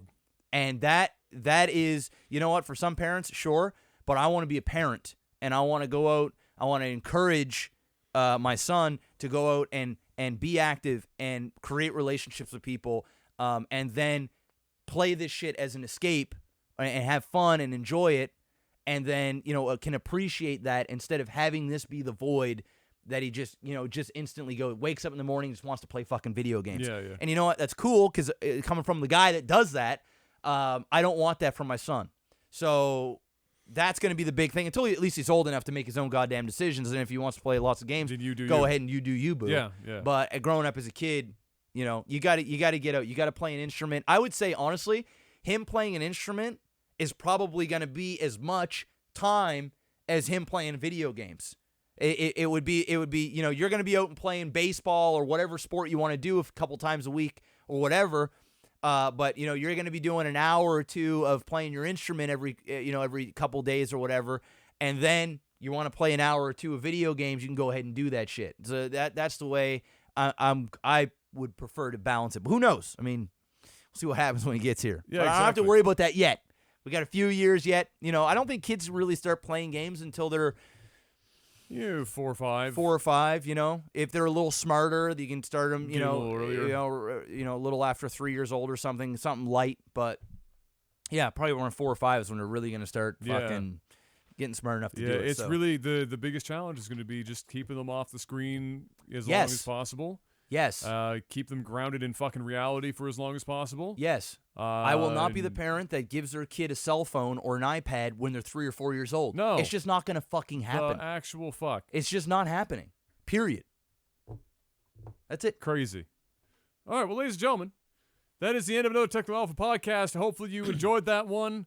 We will be back next week. Make sure to head on over to patreon.com/LAGTV. Join in on the community if you want to help fund this and expand the content creation possibilities that we can do based on that funding. See if it's something that's interesting to you. Shout-outs to some of our new Patreons. We picked up another few Patreons here just in the new year. We appreciate it. So thank you guys very much. Got back up past the $2,500 mark, I do believe. We did. We were like hovering the $2K mark for a second. I was like, shit, man, I'm about to fucking remortgage. Hurting. Fuck. So we made it. We're back. I'm eating again. So thank you guys very much for getting in on that. Once again, we'll be back next week. Thank you for listening. As always, tell somebody about Technical Alpha if you find that this would be an enjoyable experience. Spread the word. Get out there, and we'll see you guys next week. And until we do, peace!